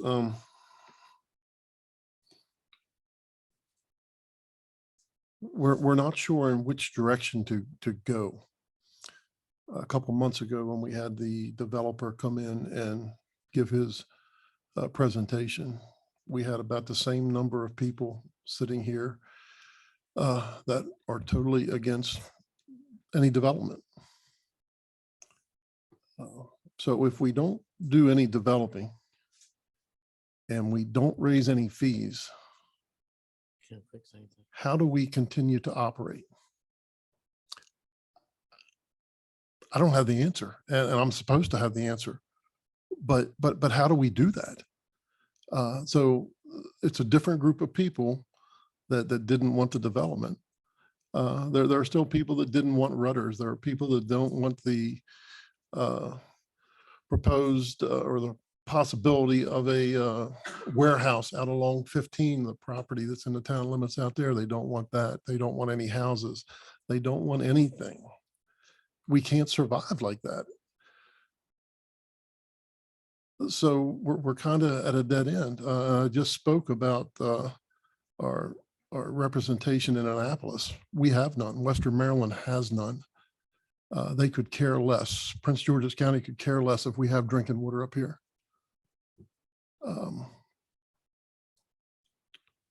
So we have to do something.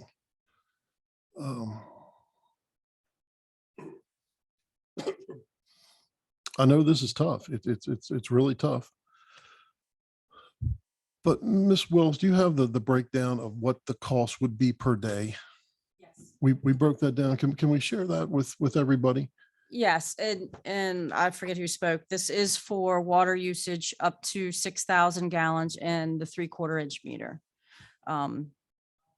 In fiscal year 23 to 24, the proposed rate increase is from $35 to $47. That's equivalent to going from $140 a year for water to $190.40 for water, which is a difference of $50.40, $4.20 per month, or 14 cents per day. In year number 2, your rate goes from $47.60 to $64.74, or $68.56 per year, $5.71 per month, or 19 cents per day. In the 3rd year, you go from $64.74 to $88.04, which is $93.20 per year, $7.76 per month, and 26 cents per day. In the 4th year, you go from $88.04 to $119.74, with a difference of $126.80, $10.56 per month, or 35 cents per day. In the 5th year, the cost per year, you go from $119.74 to $162.84. Cost per year increase is $172.40 per year, which is the equivalent of $14.36 per month, or 47 cents per day. The 5-year increase from fiscal year 23 at $35 to fiscal year 28 to $162.84 is a difference of $460.96 per year. Break it down to $38 per month, or an increase of $1.28 per day.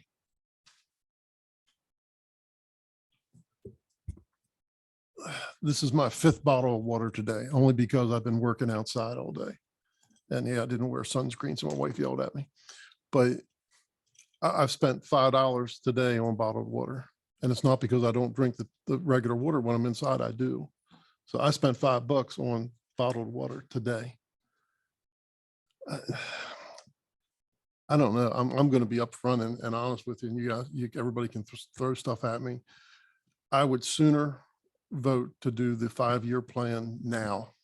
And after 3 years, hopefully we're going to have enough money. We can come back and say, we can stop. We can stop. Well, I don't know what to tell you. What I'm hoping is, I'm just being honest. Mr. Davis, I'm going to interrupt. I appreciate you being interactive, and your comments are appreciated as well, but context, Mr. Davis is speaking rhetorically. So I'm gonna have to ask you to refrain from the comments, and nothing personal, it's just procedural. Thank you, Mr. Davis. Oh, okay. I'm okay. I know they're going to be mad at me, and that's okay. But this hasn't been an easy decision. Mr. Ebal said he spent nights not sleeping. I was waking up at 3 o'clock and making notes and calling Miss Willett the next day and said, figure this out.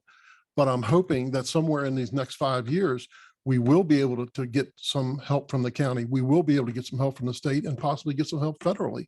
But if we don't, I think we all forgot what we went through 4 years ago with the brown water.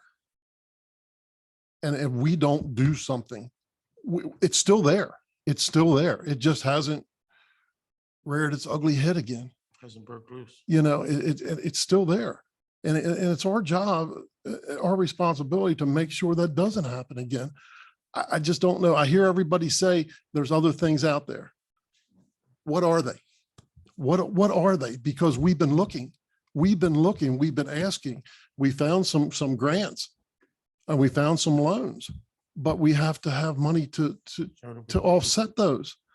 I apologize. I wish this wouldn't have happened, but it did. And I just, as somebody said, we can't kick it down the road anymore. We have to act. Now, there are going to be, I'm hoping there's going to be ways that we can help people. If this is a hardship, we're not, that we can come back and sit down with people and help them figure this out. But, it's kind of, it's kind of tough when you see everybody walking around with $1,000 phone, which I had no idea they cost that much until last week. You see everybody in town walking around with 2 and 3 dogs, which are very, very expensive. You see all this other stuff. Water is essential. It's essential with everything that we do every day, from the time we get up to brush our teeth till we flush that toilet last at night. It's everything. So if we have these ideas, please share them with us. Please be willing to help us with them, but we have to act now. We can't keep kicking this down the road. And I would be so happy in 3 years to come back and say, we can stop. We can go to the 3% right now. But with the cost of things going up, I'll give you an example. I spent last week in Florida inspecting a new ambulance for the community. The price tag was $305,000. While we were there, since there is a 3-year delivery date on ambulances now, which is unheard of, we are signing a contract on a twin to that $305,000 ambulance. A twin, exactly the same, is now $400,000. And we haven't even got delivery of the first one. So if we keep putting these other projects off, we're going to end up spending much, much, much more. And we just can't do it. If it'd be my business and I make recommendations to spend the town's money as if it was my business, it's my money. And that's what I would do with my business.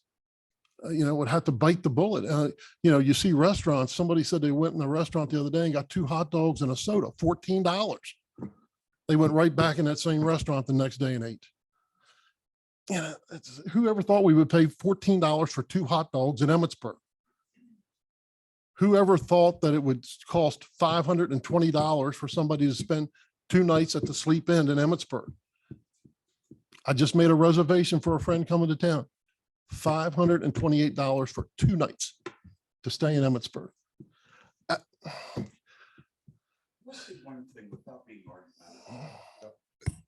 Denny, I have to say no at this point in time, and I'm sorry. Just procedurally speaking, I have to do that. Okay. So Denny, Denny. Well, this is my job, Denny. It's This his- is my it's his job. I mean, position and his role, and I'm sorry, but I you know, have to say no. I know, like I say, I'm really, I want to hear what other people have to say, not tonight, but I want you to help us. Everybody has these great ideas and say there's other things. I need to see them. I need to see them, and we need your help. And Mr. Ebal spoke about that. We had Rich Lindsay, who fixed 3 state problems for us. He was just a bystander here, and he took care of all the problems at the Catholic Church. So we want your help. But nobody has said other than, I don't want it to happen. I know there's other things, but nobody's told me what they are. That's all I got. So I'll coattail on what you're saying, just again, for I like the car analogy.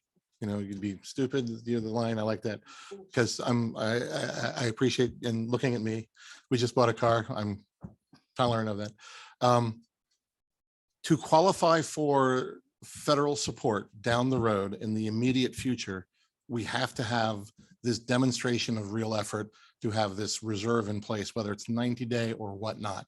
That is an imperative. We do have the flexibility, or a future board, when you vote all of us out or not, okay? You have that opportunity to direct that to occur. But at this stage of the game, you know, there's some truth to this dead end piece. Our ability to move forward is profoundly limited in that we've investigated very heavily. These are the options that are in front of us. They're not palatable. We don't like them, but right now this is where we are. But what this gets us to is the opportunity for more funding from other government sources, be it at the state level, county level, or the federal level. But until we achieve this piece to show our due diligence, there's no rescue coming. We're rescuing ourselves. And I hate to say it that way. The state, from what we hear from Mr. Davis, the legislatures, they're not going to throw money our way. They're not going to put money our way. They're not going to make it available to us yet. Okay. The county, we haven't heard from in that respect. The funds aren't there from what we do know, the way they're spending. Okay. And that's not a criticism of how they're spending, but right now we're not seeing that funding coming for water resources, be it inbound or outbound from the household. From the federal level, this is our qualifier. This is how we qualify for that car loan, so we don't be stupid or we won't be foolish. But if we don't take these steps, we're not going to qualify. And then the burden really doubles down on us if we have that catastrophic failure. So, and the mayor often calls me after these meetings and he's like, how do you sleep after these meetings? I go, I don't. And we ponder these things, and it's a question of trying to do these things the best way. And I will say this, as a classroom teacher, I know I sound preachy and I apologize for that, but I'm just trying to say, trying to divorce myself from emotion and just try to say, we are literally trying to do our level best to do this right for the community. And it is a hard circumstance to say, here's something hard we collectively are going to have to do. And that's where I'm coming from. So it's, for me on that personal note, but it's also, we have to deal with the reality that's in front of us. And it's that dead end piece. We do want to say that we can be qualified. We do want to have that outside money come to help us. Okay, but these are the steps we take to get there. And they're painful steps. And at some point in time, as a board, we're reasonably flexible. And I think every person who's ever contacted us has heard back from us either directly or indirectly. So we're open to this thinking. I don't think we're shutting people out by saying, we're ambivalent to what's going on. It's just a question of, at some future date, should the circumstances dictate, we can step back and modify what we're doing. That we're going to do that. So, and if it's, again, even if it's not this board, it's another board who, of the folks who are sitting here. But right now, this gets us to that position where we can qualify. So, and I've spoken my piece. So thank you for your tolerance. Any other comments or thoughts on this, or are we okay to move forward? I Mr. do. Sweeney? Yes, sir. I guess I might as well speak. Since I've been here the longest. We have been pushing it back for 25 years, pushing it back, because we did not want to raise the taxes because Emmitsburg are poor people, including myself. I was not rich. I was from a poor family also. When I became on this board 25 years ago, every time this come up, we had the same thing. We had people come in, please do not raise our taxes. Please do not raise our water rates. Please do not raise our sewer rates. We can't afford it. So we did not. On all the boards I came to, we only raised it once, 2006. Is that what it was? Kathy? Yes, Commissioner.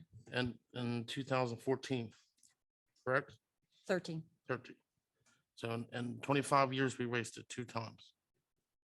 And that's my fault for doing that because I should have listened to my instincts because I work with water and sewer myself. I should have raised the stuff back then, but I didn't want to burden the people of Emmitsburg at the time. So I have to bite the bullet too. We can't let this go any further because when we did put the new water plant in up here, if we didn't have that new water plant, which we had to borrow the money for, if we didn't have that operating when it did, the other old water plant shut down and broke down the same day we started the new one up. So if we'd have had an emergency, we would have no water if we didn't have the other plant ready. So we can't wait any longer. We have to go for the future. We need a new 16-inch water line run down the mountain from the reservoir all the way down to town. We need a new line goes to Mount St. Mary's. We need new lines that goes to Woodsboro Pike all the way out to Track Road needs put in. North Seaton Avenue needs done and DePaul Street needs done. And we cannot afford to wait any longer. We have to get these projects funded and we're not going to get the funding unless we show that we can afford to, our water and sewer pays for itself. So I'm sorry, but we're going to have to do it. We can't push it back any further. I'm done. Thank you, sir. Okay, Board, I'm turning to you one last time. Any further comments or concerns? Yes, Commissioner Bowman Pollitt.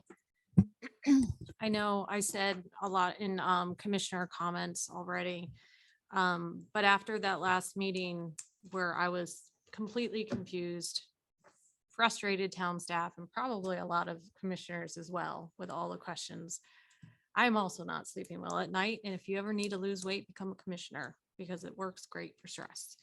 But I went on the USDA website. I did a lot of my own research. I looked at these grants. I looked at what's available out there and they're very clear when they state, yeah, help is out there. But if we're not trending up, because right now we've went from like 800,000 on our reserve down to like 5 or 6, I think. 6.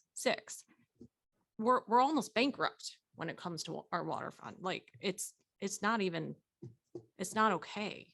So, but if you look at the USDA website, they all say you have to show that A, you can pay it back, B, you're at least trending towards the black. We're not. We're trending year after year down.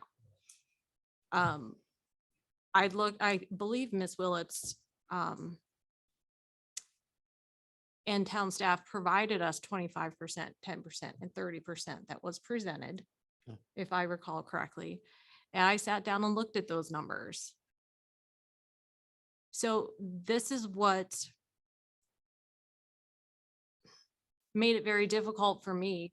I didn't want to do the 5-year increase either. I have to pay it too. But if I look at the 10% over 10 years, we're not going to trend in the black at all. We're not. We're never going to qualify for that assistance. So where's the balance between showing, at least starting to trend to the black to get that assistance and not rip it off all at one time? So that's how I came to terms with it. Do I like it? No, I don't. Do I want water? Yes, I do. I don't think it's an easy situation, but if we continue to kick the can down the road, I don't know. We're going to be looking at rates even higher than this. I'm done. Thank you, Commissioner. So we've heard from each commissioner, we've heard from staff. Just one. Yes, sir, Mr. One Davis. last comment. Sure, sure. What, another thing that kind of, thank you for your passion on this. I expected to pull in here tonight and see this parking lot full. We've got 5 people out of 1,200 homes. 5 people out of 1,200 homes. It's, you know, it's crazy. It's just crazy that people aren't more involved or more concerned about something this important. And that helped me make my decision, you know. So thank you. All right. So, Mr. Mayor, procedurally, it's the board who deliberates at this point. Now, when we close this meeting, we move to the vote. So you're not locked out, but I'm trying to find space where the mayor weighs in. In the meeting, it's in this part of the meeting, the separate hearing, I don't see that space yet. Ms. Willetts, am I correct in that? It's the board's deliberation, I correct? believe so. Okay, very good. So, Mr. Mayor, why don't we try this? And Ms. Willetts, I'm going to ask you to be my point of reference on this. After we close the hearing in a few moments, I'll ask the mayor to share his comments. Yes, that's Is fine. that- If he has comments to share. Okay, Yes. all right. So, Mr. Mayor, that's what I'm able to do based on procedures. Okay. So maybe we would drag this out a little longer? No, okay. So to that end, it's a bad joke. All right. So with that in mind, is there a motion to end the public hearing and restart our regular meeting? So moved. Thank you. Is there a second for Commissioner Sweeney's motion? Second. Thank you, sir. Motion has been made by Commissioner Sweeney. It's been seconded by Commissioner Davis. Is there any further discussion on the motion? Hearing none, all in favor of closing the hearing and returning to the meeting, please say aye. Aye. Aye. Motion carries 5-0. Okay. Mr. Mayor, I'm going to afford you the opportunity. Thank you. And it's a tough vote. It's tough to be here. I was here when we had to, one of the first things I had to do was sign a $15 million note for our wastewater treatment plant when I came on. And we managed that, kept the costs at 1.1 and 0.5% above contract, which is unheard of. We did a great job. Ms. Wilson staff did that. And we had 2 big jumps, as was mentioned here. We had the 25, I'm going to say rounded off 25 and 25. I intended more to address this about 3 years ago about water, trying to sequence it, absorbing that 25 for the sewer, 25 again for the sewer. I'm rounding those numbers. But along came pandemic and we are behind on that, but it has to be done. I would be irresponsible if I wouldn't have encouraged the staff to work on this because it is our destiny. It's almost cosmic water. How much of our, about 70% of our makeup is water, isn't that right? Something like that, Eric. And we have to have it every day. It's more important. Our dogs, more important, everything. And I would like to address it three years ago, but we're still reeling a little bit from the pandemic. And God bless everybody's room. Thank you for coming out here. They're very cogent comments, and we've been all over this thing. Do we want to stand up here and be subject to comments that y'all have been really very calm and wonderful, polite people, but it's there are a lot being said around town, and we're doing our best. It's a small town that's over 230 years old, and they've had more than this. They had a fire, they've had civil war, they had everything else going on here, and brown water, 2 pandemics, one in 1920 and one here. So it's our responsibility, and we serve, and we would be not serving you if we didn't address this in every way we possibly could. And I commend the commissioners for your vote, and everybody that's come out here. Your comments are well taken. Thank you very much. Thank you, sir. All right, so at this time, we turn to ordinance series 2022, ordinance number 23-05. Staff, we turn to you. At this point in time, we're going to move to the vote, the call to vote. We've been through the hearing. We've had significant discussion. There will be an opportunity after the motion's been made to hear further discussion before the vote is called. And then there'll be the vote. Okay. So is there a motion to accept ordinance series 2022, ordinance number 23-05? Commissioner O'Donnell, there is just a slight correction. It's ordinance series 2023. Very good. Okay. To correlate with the ordinance number 2305. Thank you. So is there a motion to accept ordinance series 2023, ordinance number 23-05? So moved. Okay, is there a second for Commissioner Davis's motion?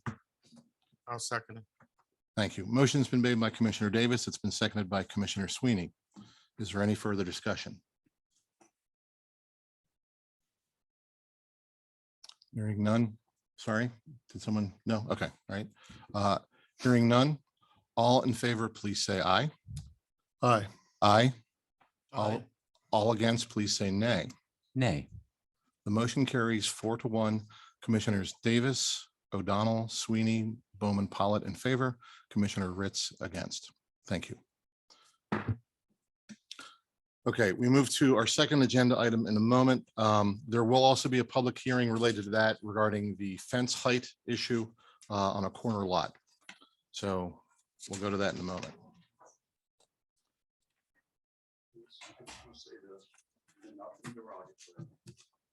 Thank you for allowing us to speak. Thank you all. Sure, sure. Thank you, sir.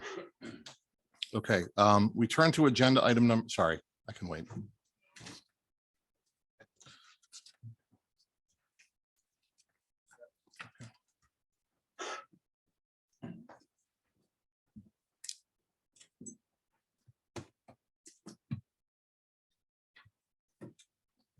We turn to agenda item number 2 to hold a public hearing and then consideration of ordinance 2023-05, which would add allowable projection of fences over 4 feet high on corner lots for consideration.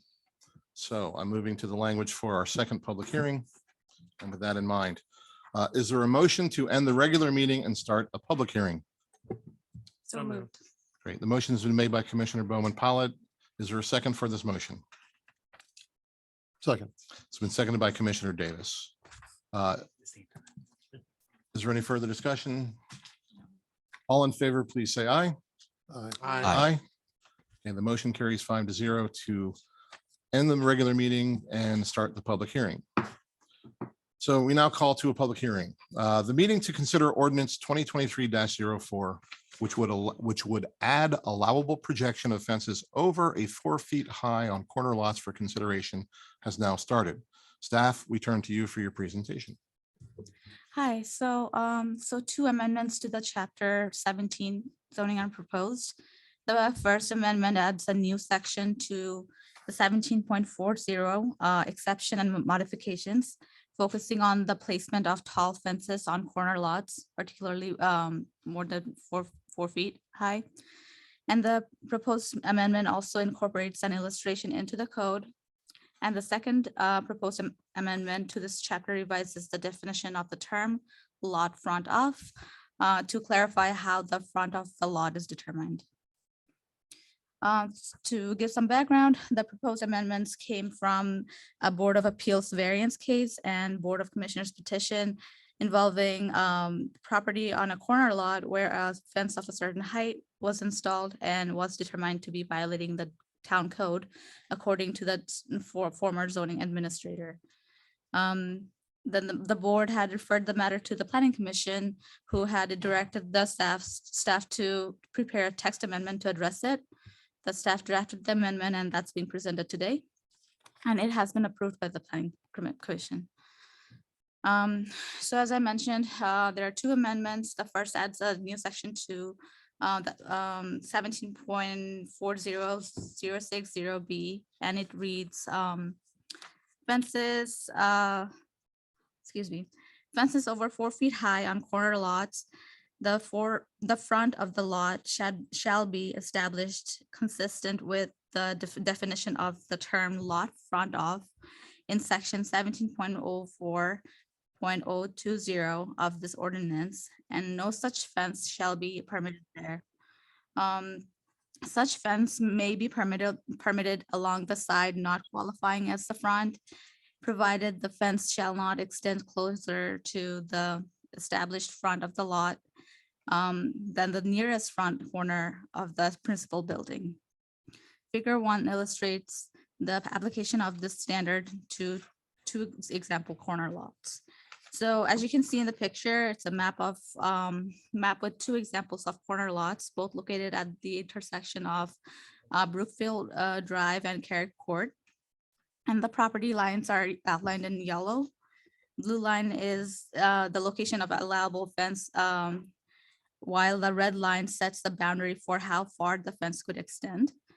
And these examples are different from each other because one of them, 4005 Carrick Court, has a front of the lot with this long side, and the other one, 4000 Carrick Court, has a front of the lot with a shorter side.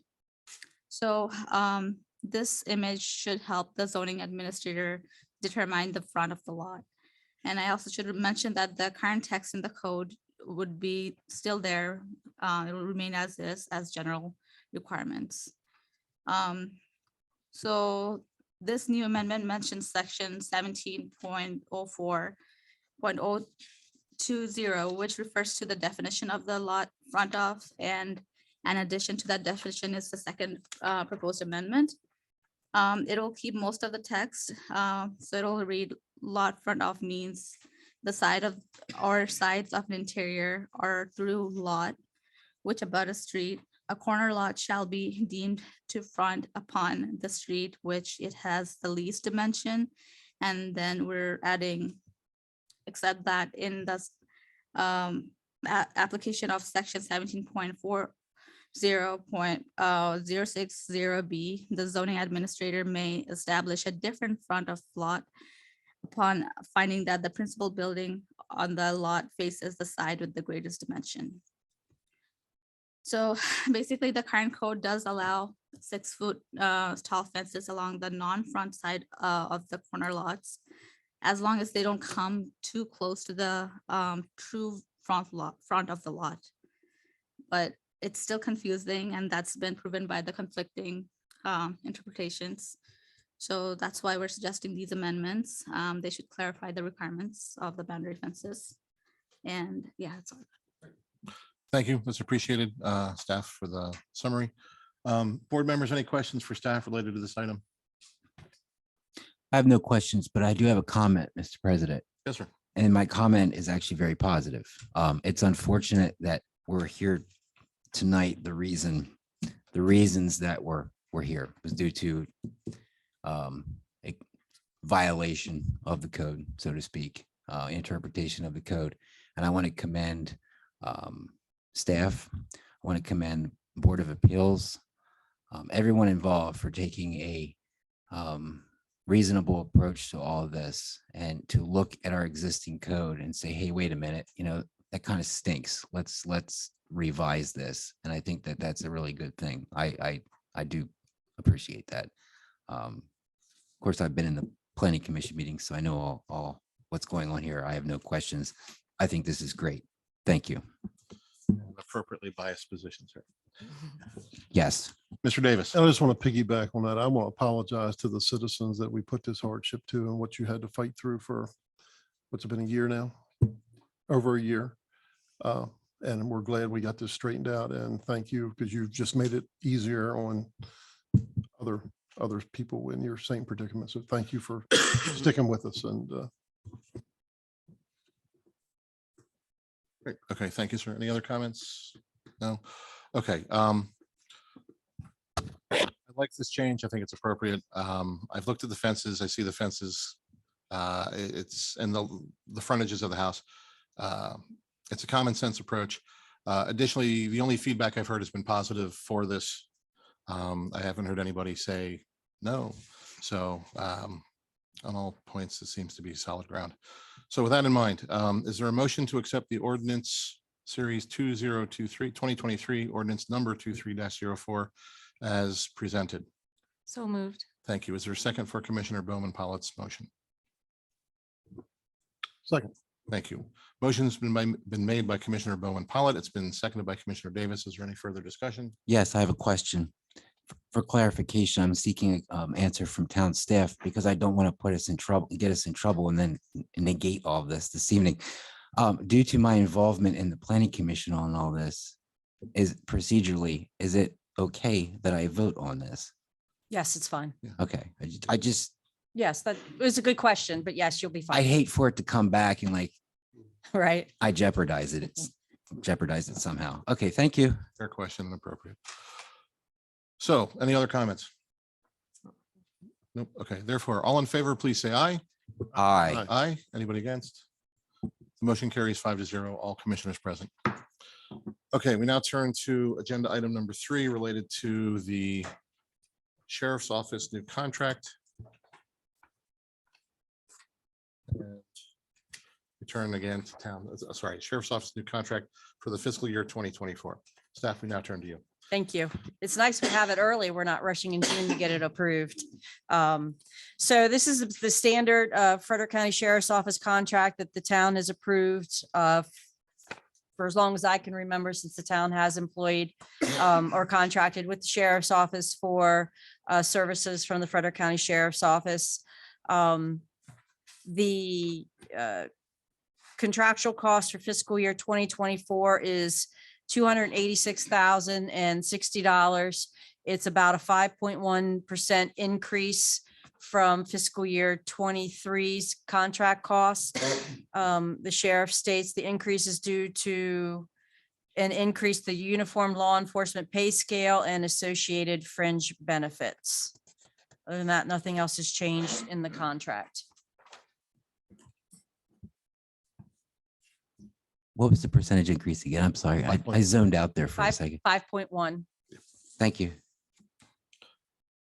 Okay, any questions, any additional questions for staff related to this item regarding the contract for the fiscal year 2024 sheriff's deputy, sheriff's office item? Hearing none. Okay, so let's move to the vote. Is there a motion to accept the contract sum in the amount of $286,000, $286,060 for the fiscal year 2024 Frederick County Sheriff's Office contract? So moved. Thank you. Motion has been made by Commissioner Sweeney. Is there a second for this motion? Second. Thank you. Motion has been made by Commissioner Sweeney. It's been seconded by Commissioner Ritz. Is there any further discussion at this time? Hearing none, all in favor, please say aye. Aye. Aye. Anybody against, please say nay. Motion carries 5-0 with all commissioners present. Okay, so for clarification purposes, again, agenda item 4 has been postponed until the May 1st town meeting. So we now move to agenda item number 5, and that is related to the Citizens Advisory Committee, and that has been withdrawn by the commissioner. So with this in mind, we now turn to staff for setting the agenda for our May meeting. Okay, so the proposed items for the May 1st agenda, I have one administrative business. It's for consideration, Fred Rock Disc Golf request for a location to place a storage shed in E. Eugene Myers Community Park. It's similar to, if anybody recalls, the Lions Club had a similar request a couple years ago for a shed in the park. And then agenda items, I have 6 items. Number 1, for consideration, approval of the bid to construct the Creamery Road Pump Station. Number 2, for consideration, approval of engineering change order amendment number 4 with RK&K for the Creamery Road Pump Station. Number 3, for consideration, approval of engineering change order amendment number 5 with RK&K for the Creamery Road Pump Station. Can I ask a question? Mhm. Why are there change orders when we haven't started yet? The short of it is inflation, BABA, chain supply, or supply chain issues, extended contract date of 150 days. And then the final one was because of the extension, we need more inspection services. Is that what you were referring to, the cost going up for the pump station? Yeah, so right now it's estimated, I don't have the numbers in front of me, but originally it was estimated to be 3.6 million. I believe the latest estimate I saw last week was roughly 5.1. The town's match originally was 869,000. The town's match now is 1.1 million. Ms. Shaw is working on additional funding through USDA. As you know, we've been working on this project for 5 years. We applied for funding in 2018.